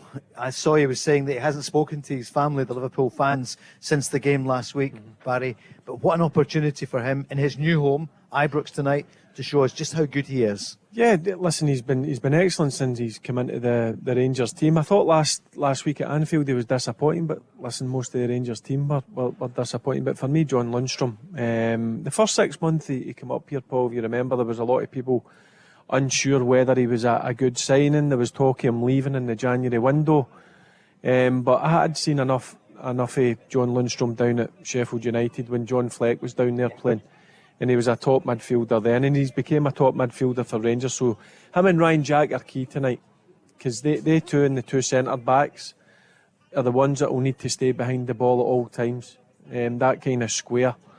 Because the two fullbacks love to attack, the two wide boys will be told to come inside and go outside. Scott Arfield will be told to go up and support Cholak. So they four players, Ben Davies, Connor Golson, Lundstrom and Ryan Jack, are going to be key for Rangers tonight. And for Liverpool, who will the manager be saying? I mean, I know all 10 outfield players you'd have to look out for. But I don't think he'll be singling any one Liverpool player out. He'll just be saying, go and make it as uncomfortable as possible for them. They love time on the ball down in the Premier League. You get a bit of time on the ball, so Gio's Team talk, I'm sure will be get in their faces, frustrate them. Don't give them any time, because if you give quality players time in the ball, Paul, they'll do one thing to you, and that's hurt you. And that's what Rangers have got to do to Liverpool tonight. You get in the face of Barcelona. You wrote about it last week. You spoke on the show about it, and it worked for Rangers. Yeah, but it wasn't brilliant to watch. No. But you know what? We get a brilliant result against, for me, the best team in the world in European football at that time. You're talking about Xavi, Iniesta, Messi, Thierry Henry, guys like that. Top class footballers. And Rangers need to do that to Liverpool tonight. Make it uncomfortable as possible, frustrate them, and then listen, you're in with a real chance of getting something out of the game. Because Mark, the coefficient, it must be diving so far. Hearts struggling, they'll probably go out. Tomorrow night, Celtic 1 point so far. They could go out of Europe completely. Hopefully they won't. And Rangers in the same position. But Napoli have won 4-2, as you know, so that's good news. Yeah, it's good. Well, if you look at it, Celtic have played 4 games, Rangers have played 3. Hearts have played 3. We've got 1 win out of 10 games in the group stages. That's what I've got. Hearts away from home in Latvia. So no, it's not pretty, but they're there. I think you've got to remember as well, they've made it to the groups. Celtic were automatic. Rangers have come through a qualification process, and so have Hearts. So let's not forget. Let's give them credit, because that is a big achievement for our Scottish teams to go and do that. Beyond that, just go and try and win tonight. Barry said it wasn't pleasant to watch against Barcelona, but it was effective.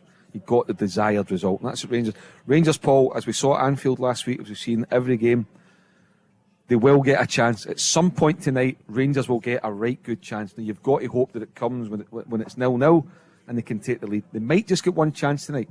Put it away. Make sure you put it away. But they will get a chance, that's for sure. And the roof at that point will come off. Definitely, if for me, that's a game changer. If Rangers can take the lead,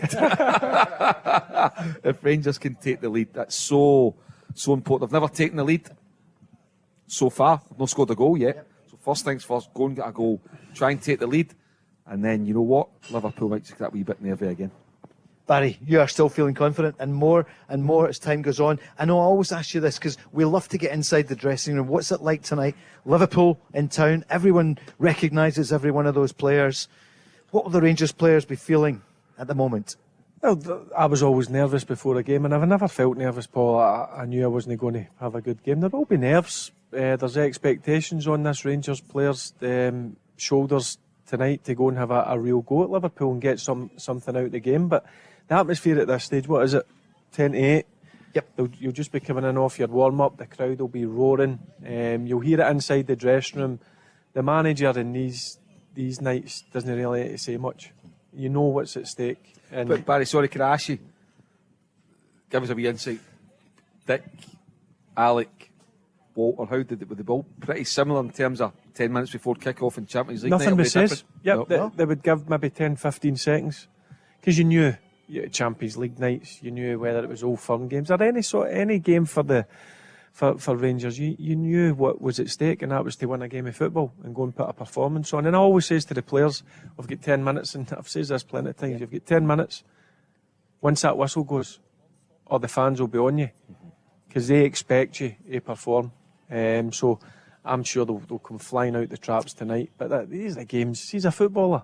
As a young kid growing up, these are the games, these are the atmospheres, and these are the players you want to play against. You want to go and play against Jordan Henderson, who's Liverpool and England captain when he's fit, Fabinho in the middle of the pitch, Bobby Firmino, who's a top player, Van Dijk, for me, a lot of talk about him, that he said no a great start to the season, but for me he's head and shoulders above any centre-back in the world at this moment in time. So these are the players you want to play against. Go and show that you can at least match these players and try and get the right result. And I think if Rangers go out with that sort of attitude, have respect, but once that whistle goes, the respect goes out the window. Because they're under criticism, which they've not had for, 6-7 years. Under Klopp it has been. But you look at the run they've been on. It's amazing. They were world champions 2 years ago. I know. World champions. 3 Champions League finals, in 5 years. Yep, it's phenomenal. Yep, they won the title. They had the chance of winning 4 trophies, all 4 trophies last year. Right, deep into the year. Yep, deep into it. Listen, they're still a high quality team, but there is players missing. There's players on the bench that I would expect to start for Liverpool. They're off form. So this is a brilliant chance for Rangers. This is the best chance Rangers will ever have to get something out of a Liverpool team. Before they buy Mbappe. See, he's not happy again, and they're saying, "Oh, could he come to Liverpool?" That would be trouble. He's signing on fee. How much? 100 million. He got signing on fee. Wow, 100 million. Crazy. Right, we're going to check with everyone here at the scoreline. So, Rangers to, I'll do it the other way round. Rangers to lose. Anyone, apart from Stevie, anyone saying that we heard? No, nobody. A draw tonight. Yeah, some are saying a draw. Rangers to win. Yeah, two-thirds. Yeah, women, the guys are going Stevie there. put his hand up for all three there. What are you? I'm one of you. That's right. No, he's been very courageous. And Barry, you mentioned that even the little general. So was he quiet, Dick Advocaat, before this kind of game? You don't need. Like the three managers who were brilliant managers and won so many trophies for Rangers, they were all pretty set. Everything get spoke about an hour and a half before the game. You knew your job, you knew your responsibility, and it was up to the players to take control of the dressing room. Gio no say anything. See coming in, he'll just be giving them high fives, wishing them luck, and then it's now up to you to go and perform individually and collectively as a team, Paul. Cholak, what a purple patch. 13 goals, as you mentioned. Yeah. Do you see him scoring tonight?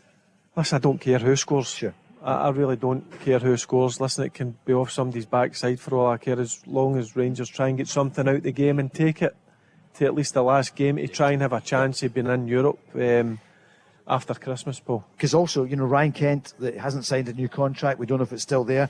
Alfredo Morelos. There's no bigger stage mark than coming off the bench and scoring tonight. Yeah, for me, Ryan Jack, Paul. Ryan Jack's out of contract. I mean, Ryan Jack's a free agent in 10 weeks' time. So, and I think for me, he's possibly a future Rangers captain. I find it bizarre that he's not been tied down already. But anyway, that apart, just thinking of Giovanni's presser last night, listening to his clips, the way James and Chris have edited them. I think he sounds really bold tonight. That's the best I've heard him pre-match, because you're right. This is a chance. You've got to go and do it. I agree with you, Barry, that there is a feeling that Rangers can go and do something tonight. Particularly look at that Liverpool starting 11. For me, Paul, it's a draw at best for Rangers. I have to be honest, looking at the quality, Liverpool are streets ahead. And that's nothing against Rangers. It's just Liverpool are streets ahead, and so they should be. But tonight at Ibrox, I think Rangers have got it in them to go and get a 1-1 draw. However, I think it might be 2-1 Liverpool. You think it could be, but hopefully hoping for the Rangers win. Rangers need a point. They must get a point tonight. Yep, especially with Ajax losing 4-2 in Napoli. Can I just say, Mark makes a good point, but see in terms of the guys out of contract, go and show you deserve a new contract. See if you want to go, you need to go and perform. If you want to get a club. They ain't going to the Premier League in recent form, are they? They need to go and start producing. Certainly Ryan Kent, as I said, I've always backed him when he's come in for a bit of criticism. Now he needs to go and start performing, because I'm sure, listen, sometimes that's a great thing as a player, getting a kick up the backside, getting left out. Now, what an opportunity and what a place to go and showcase your talents tonight. And is there any chance, when you look at the table there, Napoli on 12 points, then we've got Liverpool on 6, and then Ajax on 3, Rangers on 0 at the moment. Is there any chance with Napoli having qualified that Rangers could catch them? Well, again, we're talking about if there was a chance to get Liverpool, the best time would be tonight.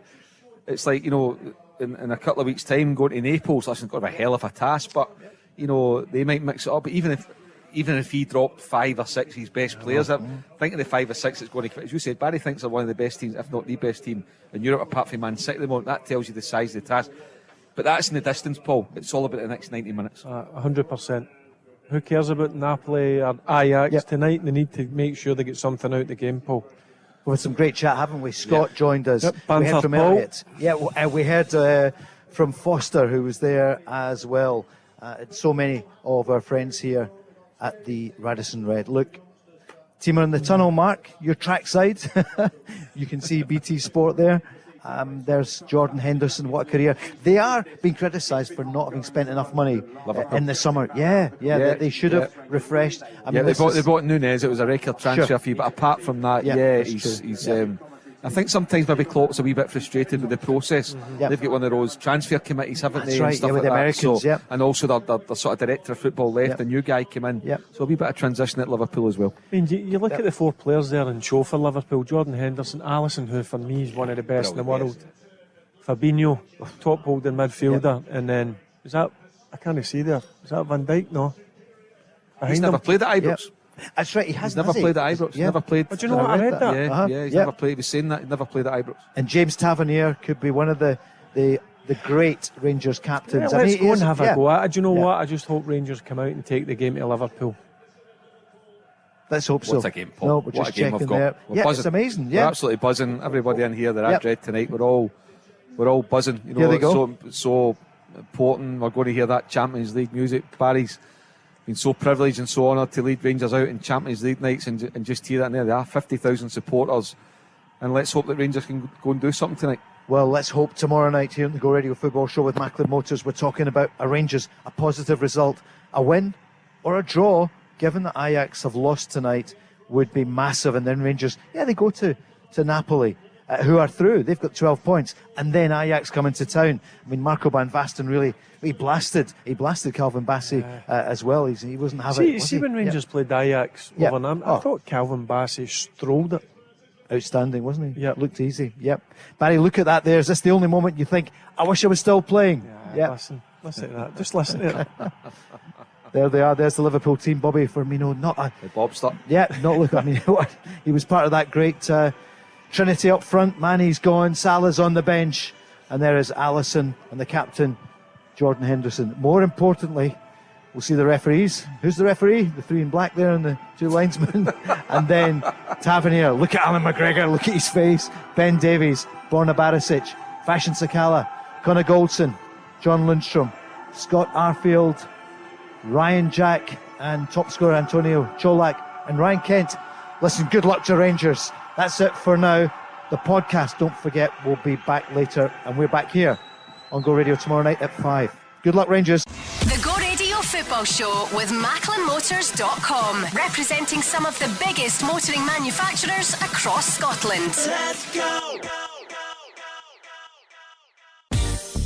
There's a new name for Toyota in Lanarkshire. From one of the UK's biggest names in motor retail. Macklin Motors Toyota opens this October in Hamilton. We're bringing you everything Toyota, backed by first-class service. So come and view the stunning new Toyota range, all with up to 10 years warranty. Including the Igo Cross and the new Yaris Cross compact SUV. See our great choice of approved used Toyotas. Our formidable range of commercial vehicles, including the Hilux. Get expert servicing from our manufacturer-trained technicians. And specialist advice from our Motability team. Macklin Motors Toyota opens Monday, October the 17th. At Whistlebury Road, Hamilton.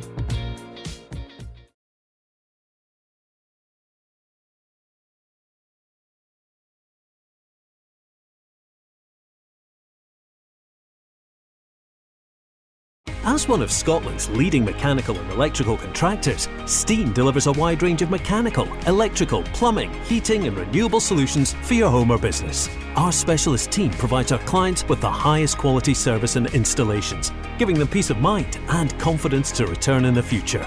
So, for all your mechanical and electrical projects, regardless of size or complexity, make Steen your partner of choice. For more information, visit steenelectricalsolutions.co.uk. Euro Nights from the Go Radio Football Show with Steen. Pay less energy bills with the zero carbon options for your home or business. And there is the full-time whistle at Ibrox. Rangers 1, Liverpool 7. One of Rangers' heaviest ever defeats in Europe. You have to go back to the 80s or the 60s when they lost 6. Mark, your reaction? Rangers were 1 up.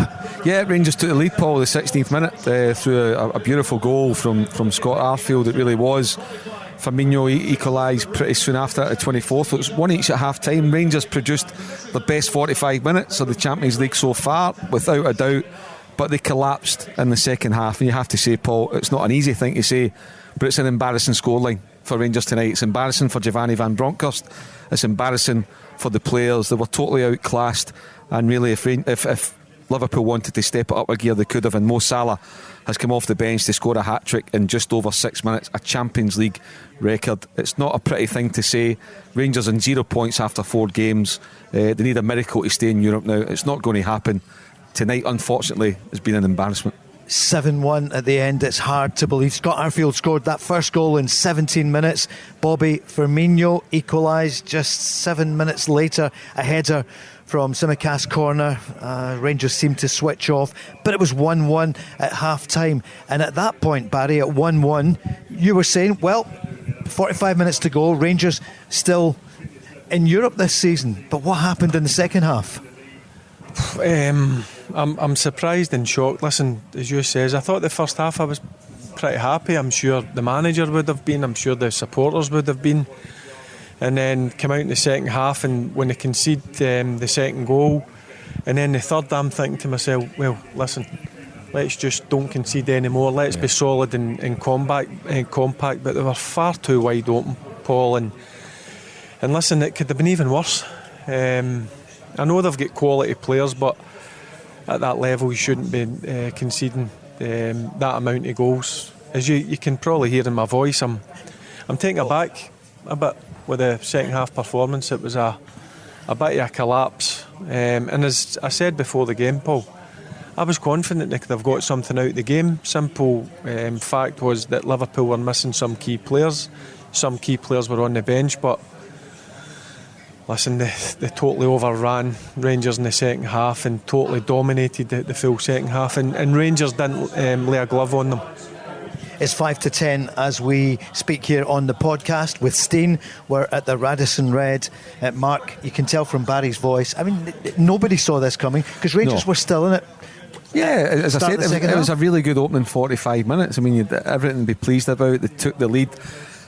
You're almost tempted to say very similar things as we were saying last night in the podcast after Celtic Leipzig, albeit this has been an absolute thrashing for Rangers.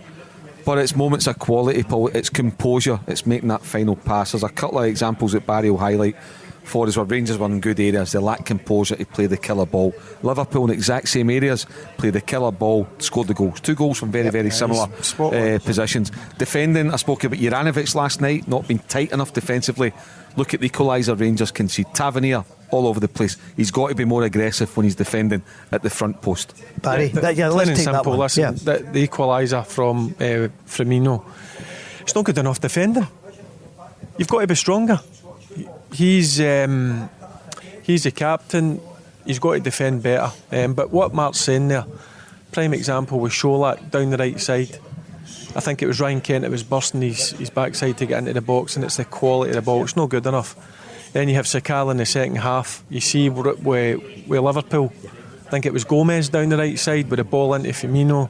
He finishes it off. That's where Rangers lacked the quality in the final third. But to let them back into the game with that goal, I heard on the TV it was a great delivery. Yeah, it was a good delivery, but still you've got to defend that better.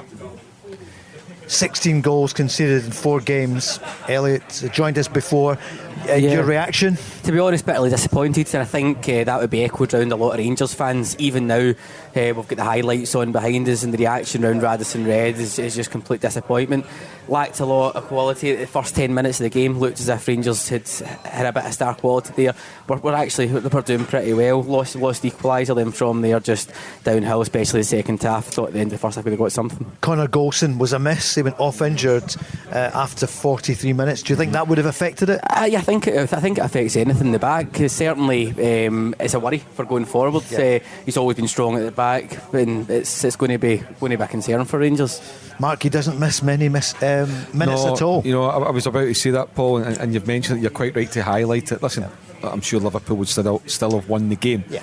But Golson is solid. He's a communicator. He's strong down that right hand side with Tavernier. Nothing against young Leon King, but certainly I think Golson would have defended the situation better. But I agree with Barry as well, and that's why I'll go back to the point, and maybe the Rangers supporters who were critical of the way the team played last week will now get why he couldn't open up, why he had to play 5 at the back at Anfield. We said it last week, 8 men behind the ball, 9 men behind it, and that's the way it needed to be. Tonight you've got to have a go because it's your home game. You need at least a point to keep yourself alive in Europe, so you understand it. But then to lose 7-1 is a sore one.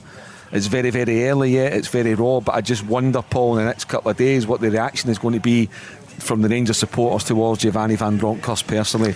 Are they going to call for him to be axed? or not? I don't know. It's going to be interesting. I think already you're seeing along Twitter, just even looking at it towards the end of the second half, Rangers fans, well, they're not forgiven, and very, very quickly that is the reaction already. What personally, I think Giovanni has made wonders for Rangers. Look at how he's succeeded last year in Europa League, but that there was embarrassing. It should never be a result at 7-1, especially at Ibrox. Yeah, I'm just worried when I says to you watching the game, when it goes 3-1, and at that stage Liverpool are so dominant, that's when you just need to get everybody together and make sure there's no gaps in between the defence, midfield and the forward line.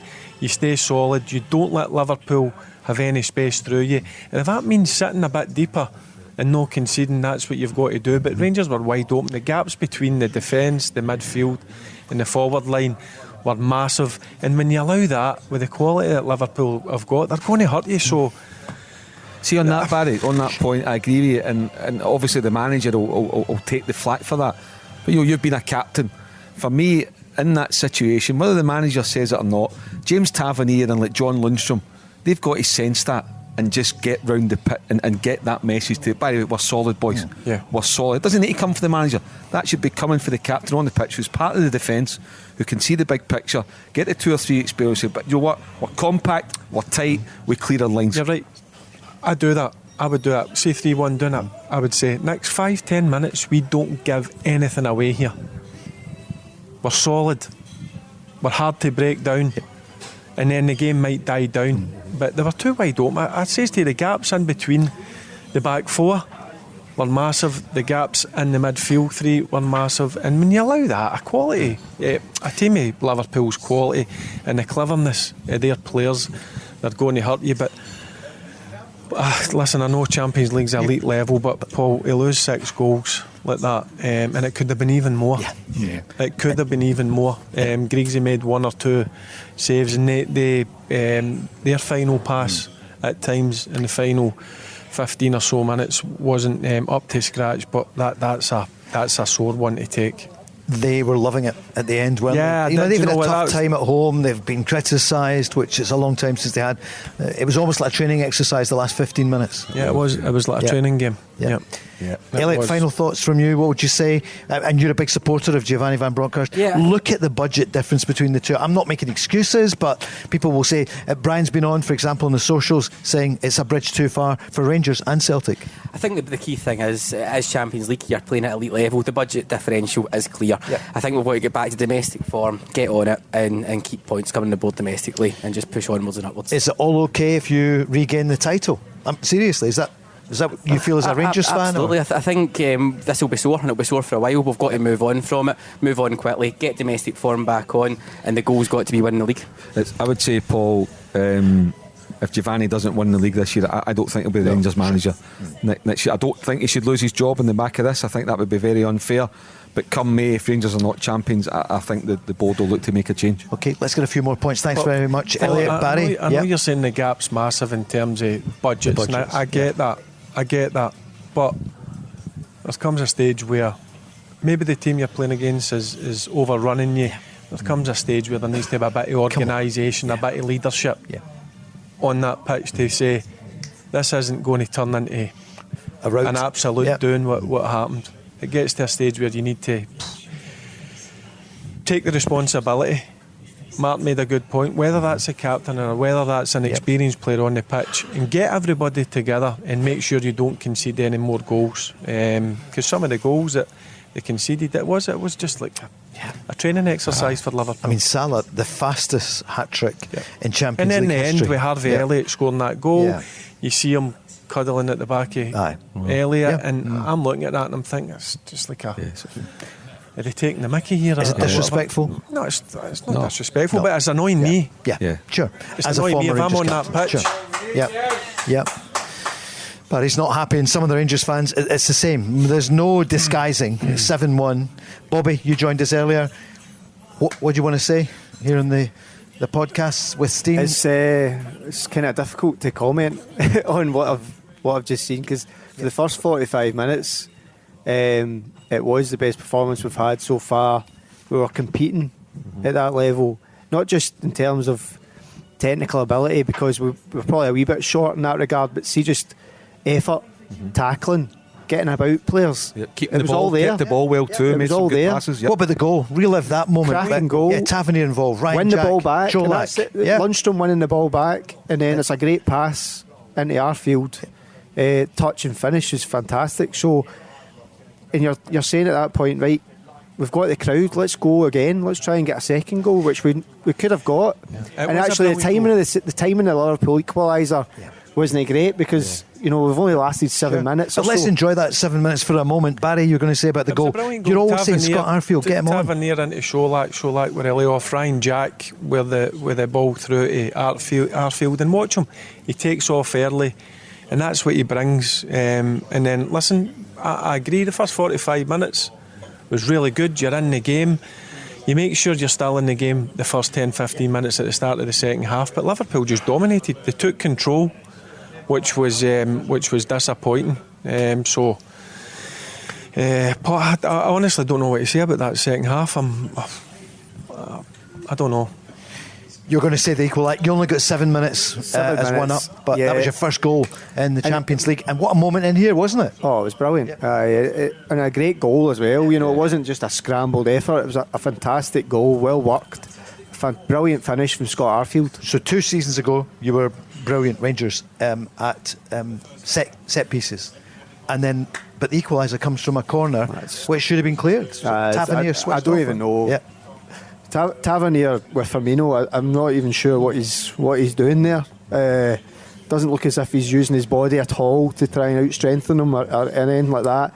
There's Sakala in front of him, I think, and he's maybe could have done better in terms of covering that, in terms of a front post header, but he doesn't do enough for me, Tavernier, at all. And I think actually Tavernier lost the ball in the build-up to that, and then Alan McGregor lets it run out of play. Yeah, deflection from a shot, wasn't it? And then they get the corner. Yep. So it's just a sort of error after error at that point. No aggressive enough in the defending. Yeah. That's one that Gio will be looking at and be absolute fuming. Yeah. Fuming with it. A free header. Sometimes you're going to get beat in the box, but don't allow a free header. Be strong, be aggressive, and Rangers were the total opposite of that. Leon King came on for Connor Goldson, who we mentioned earlier on was off injured, and you would hope, Barry, everyone would, that it's not too bad. I'm not going to use that as an excuse. No, sure. Listen, Connor Goldson's a big player for Rangers. He is a leader. He's a talker on the pitch. That's one thing with Connor Goldson. Young Leon King's come in. Would that made a difference if Goldson was on? I don't really know, because of the quality that Liverpool showed in the second half, but just gave them far too much space and time. And they upped the gears then, 55 minutes, 2-1 for Liverpool. Firmino. Bit of quality with Gomez, which we lacked, we show lacked in the first half, with the ball into the box with Ryan Kent, and Sakala had one in the second half where he's burst into the box. I think Sakala's especially should have been better, better. But I think Paul. Again, go back to 5 at the back at Anfield last week, 4 tonight, more open, punished. It just shows at this level the greatest of respect, and Rangers are not good enough to try and go toe to toe, which is fair enough. But in a fortnight's time in Naples, he must go to 5 at the back of the game. Otherwise, you'd risk another 4, 5, 6. Yeah, absolutely. So it's not what the Rangers fans want to see. I get that. It's not the way Giovanni will want to set up either. But you can't afford to go and get another thrashing. They've been thrashed in Amsterdam. They've been thrashed tonight. They've got to just shore it up and see this campaign out, write it off, and avoid any more heavy defeats. No points, 1 goal. Mark, the facts and figures. Can 4 they games, still? Can they do it? So Ajax lost tonight, 4-2 to Napoli. Can Rangers do something against Ajax still, Barry? Yeah, can Rangers? You'd still expect them to beat Ajax at the beginning of November at Ibrox? After what I've seen in the second 45, I'm not too sure. I said to you before the game, I was confident Rangers. I know I says 2-1, but I was confident they could have got a point at least tonight. With the first 45 minutes, I don't think there was much wrong with it, but it was a total collapse after the second goal went in, and then the third goal, and then I'm thinking to myself, I says to you and Mark, at that stage it's difficult for the Rangers then to get into the game, but sometimes in football, Paul, you've just got to shut up the shop and don't let any more goals in, and maybe you can get another goal back with a set piece or whatever, but don't concede any more goals. But as I says, it was 7 going on even more than that. Bobby, final thought from you. Everyone looks well, naturally deflated, but you've got a smile, hoping that, you know, maybe against Ajax, it's maybe 5, Paul. wouldn't you? Yeah. Yeah, I think it's one of those ones you need to just try and put it to bed, that result, because we've seen Liverpool do that to better teams than Rangers, let's be honest. It's just really disappointing that we've got to half time at 1-1. I know. That is a disappointing. And the collapse in the second half. For a professional club like Rangers, I feels kind of let us all down a wee bit, because the first half was really, really good. I mean, we need to go again. Conceded 5 goals in 25 minutes. Yeah. You know, and it could have been more. It could have been more. But I think that for me, Paul, the first thing for Rangers, you know, when they reflect back in the 6 games, you need to try and get at least 1 point in the board. Paul, you can't go through 6 games with no points. Sure. It's never happened to Rangers before. It's never happened to any Scottish team. So we need to go and make sure we're out by hook or by crook that they get it. The second thing, Bobby, for you, does Giovanni survive this? He survives that result, but you know, I think you mentioned if he doesn't win the league, Paul, to Mark, you know, he doesn't survive, and I agree with that. Yeah. He has to win something this season, or he's out the door, as far as I'm concerned. The Scottish Cup's not enough, is it? No, I think the league or nothing. Sure. He's not doing enough to progress the club, as far as I'm concerned, with the money he's spent in the summer as well. And I tell you something, they've got a hard one on Sunday at Fir Park. Yep, that's right. Yep. Motherwell, and they're going to come in for a lot of criticism, certainly with that half an hour period. Yep. A 35-minute period in the second half. They've got a tough one at Fir Park. Motherwell at Fir Park are half decent. Stevie Hamill's got them playing some good stuff. So need to see a bit of character, because after tonight they just fell apart, which really surprised me. And I'm sure it surprised yourself, and probably surprised the vast majority of Rangers fans. I just didn't see that coming. No. Certainly at half time, there's no way you'd have thought. If somebody says to half time the game's going to finish 7-1, you would have laughed at them. And we wondered what kind of Liverpool we're going to see tonight. We spoke about Klopp being prickly and what the atmosphere was going to be like in the camp. I think what we saw once in Liverpool, Rangers taking the lead, that's the 14th time in 20 games that Liverpool have gone behind. But I think what we saw tonight, to be fair to Liverpool, was a wounded animal. They were a wounded animal. They've been fed up, been criticised, been ridiculed, and Rangers just happened to be the victims tonight. Bobby, thanks for joining us. They looked after us here. Just a pity about that. I mean, 55 minutes, Rangers were only 1 goal down, and you're still saying, right, could they get 1 goal? What did they do? That was the wrong option. They lost 7-1. Maybe, you know, you're talking in a game like that, you're wanting the team to just knock their pan in for 60 minutes and then get reinforcements on. I don't know if Gio left it a wee bit too late to make substitutions as well. We were speaking about that. Should have made it sooner, Barry. I was looking at 2-1, and then when the third goal went in, obviously Liverpool were used to the way that Rangers were playing. Go and flip it, go back to a back three, go and get them thinking. Bring Morelos on a bit earlier, make a few changes. Because all that talk about Čolak, and I didn't see him really do anything at all tonight. He wasn't getting any change at all out of the centre halves. He needed help. Is that what you feared about Čolak? You know, listen, if you put the ball in the box, Paul, he'll get you a chance. You know, ideally the one we're talking about when he's out wide, you're wanting him in the box and somebody else putting it in. But he's still going to do better, Mark. He should have. I know he should have. But you just want to see him with that, just to, against Van Dijk and Konate, do something different. Just do something different. Bring somebody on and try. But I think we sensed it. We were watching the game. We said it's really, really flat. The crowd were flat. The play was flat. It was pedestrian. This is at 2-1, maybe 3-1. Thought we need to do something different. And I think actually it was at 2-1. Then the third goal went in. By that point, it was 2-1. Yeah. Thiago, Salah and Robertson all came on, and we know what happened with Salah. Bobby, is there any part of you can say when I watch it back you'll see the genius of Mo Salah, who's been criticised, who hasn't been playing that well, but he makes it look so easy. He's playing like he's playing in the park with his friends. I think he made a touch before he scored that goal where he just put his foot on top of the ball when there's 3 players around him. Right. He's playing a different game to most of the players on the pitch. So if anything, we've gave Liverpool a kick start for their season, so I hope they enjoy that. Barry, Salah, what a player. Yeah, listen, I'm sure he would have been angry we've been left out tonight, and unfortunately for Rangers, it worked against him with him coming on and some of his touches and some of his goals. It just shows you how good a player he actually is. But I'm shocked at that. You're shell shocked. Yep, I can see. Yep, I'm shocked. I'm actually anger, frustration, but shocked. They just didn't lay a glove on them. And you were also annoyed by commentators down south having a go at Celtic and Rangers in the Champions League. I'll always defend Scottish football, course, Paul. yeah. Listen, it's not as easy as people think to play up here, but listen, the results with both Rangers and Celtic in the Champions League is no ideal. We're giving them far too much ammunition to fire back at us. But that's a damaging scoreline tonight for us. And Napoli, what do Rangers do over there? How do they approach it? I know there's the game. They approach it the way against... Mark just mentioned 5 minutes ago, and I totally agree with him. 5 at the back. Yeah, damage limitation. Yep. You can't go and take another heavy defeat. Yep. Bobby, is that how you would see it as well? There's no chance of the optimist in me saying, well, Napoli are through anyway. No. Yeah, I'm struggling to kind of bring positivity to it. Yeah, sure. I was worried about going to Naples before tonight. And I'm even more concerned now, to be honest.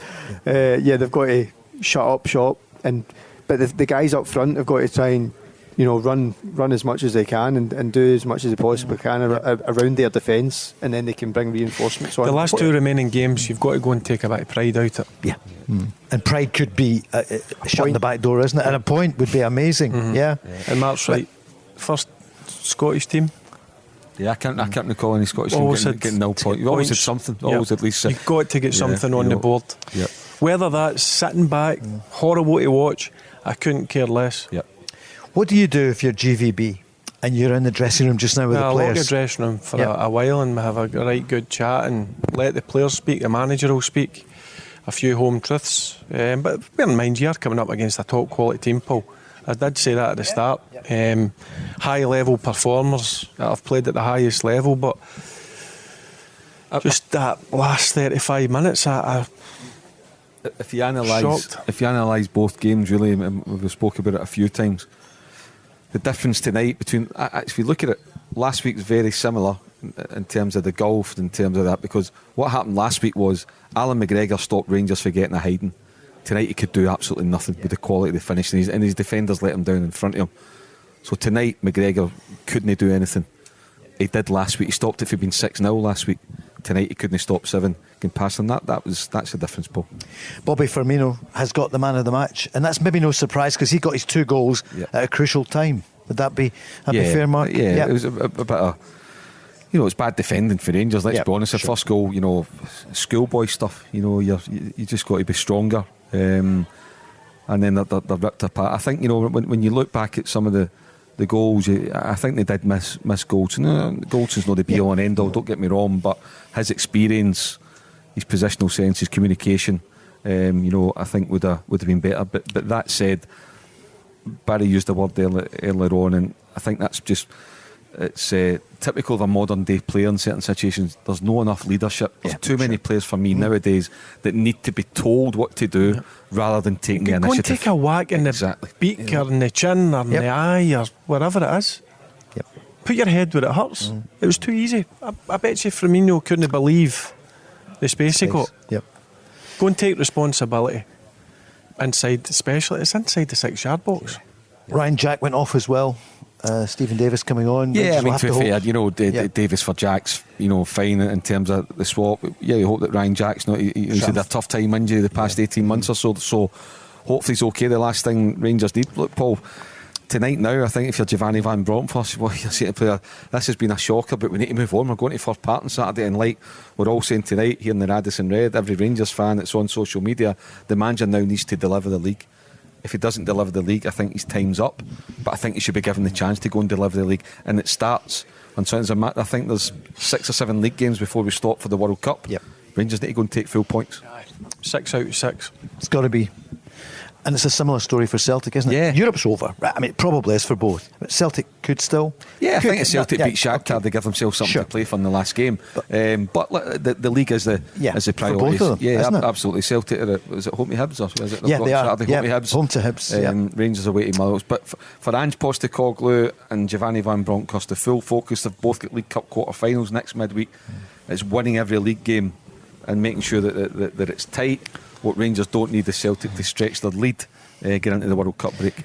It's coming up to 10:20 here. I'm telling you that because there's still no sign. That's about 25 minutes since the game finished. No sign of the manager yet. Because the door will be locked. Yeah, sure.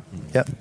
And there'll be a few home truths getting told. And listen, you're playing against a top quality team. I get that, but you can't come in with that scoreline. Listen, I know it happens every now and then in football, but not after the first half. The first half, I was pretty happy. I was content with the first half.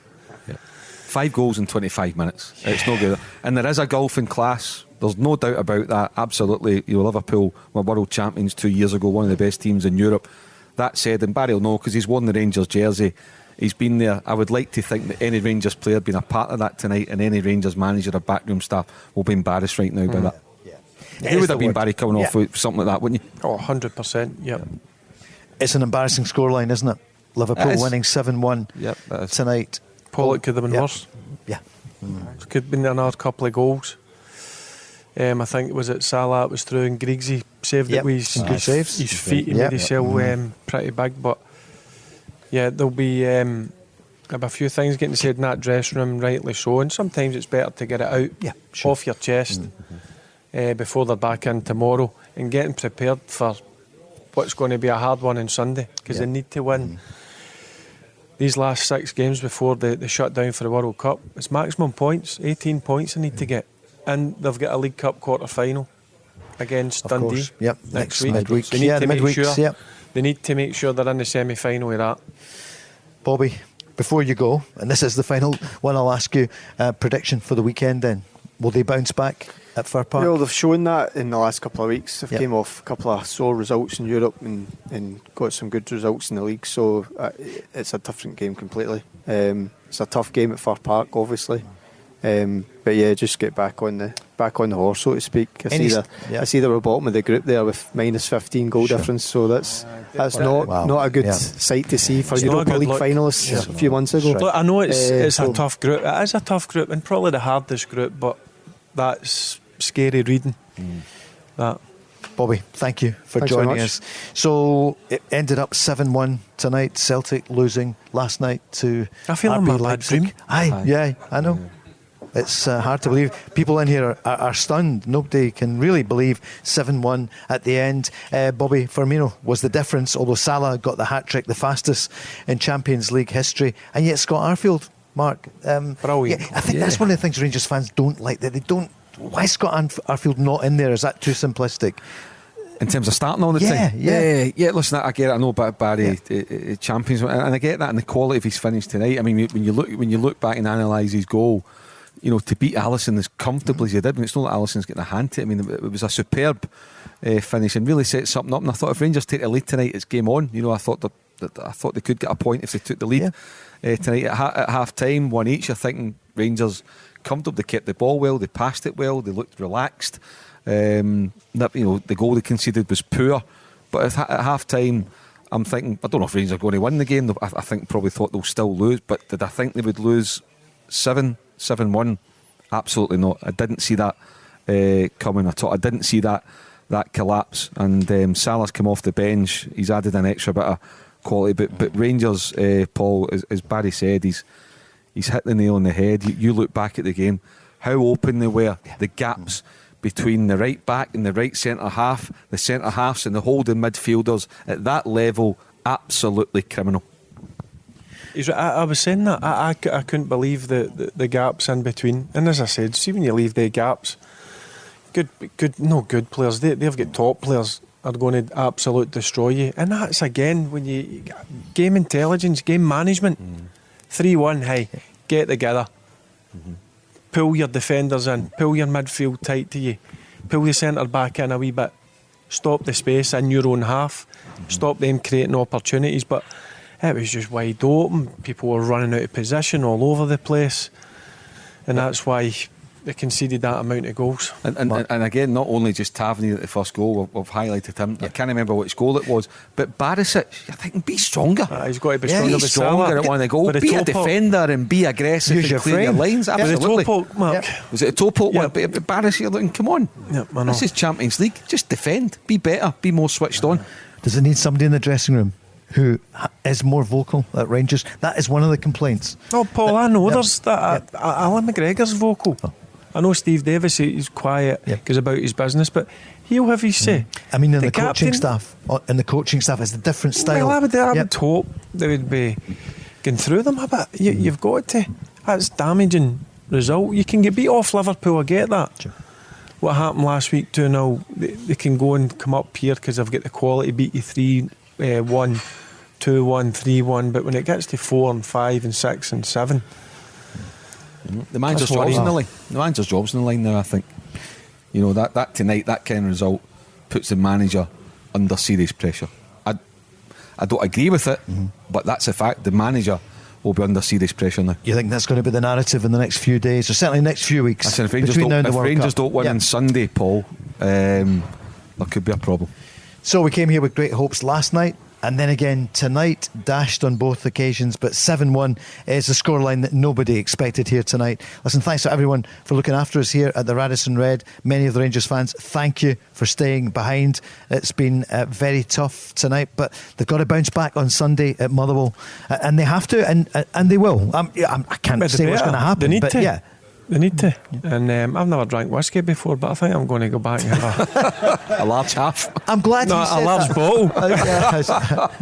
I was going to try and get a merry quip with Barry at the end, but I wasn't sure if he'd slide tackle me. So this has been the Euro night, special Euro night. Well, let's rip up the script. It's been the Euro night here at the Radisson Red with Steen. Thank you everyone who joined us and who's been on the programme. Mark, thanks so much. Thanks, Paul. We'll see you again very soon. Barry, take tomorrow off and come back on Friday, okay? And then we'll get ready for the weekend. No problem. Thank you everyone. Good night. Good night.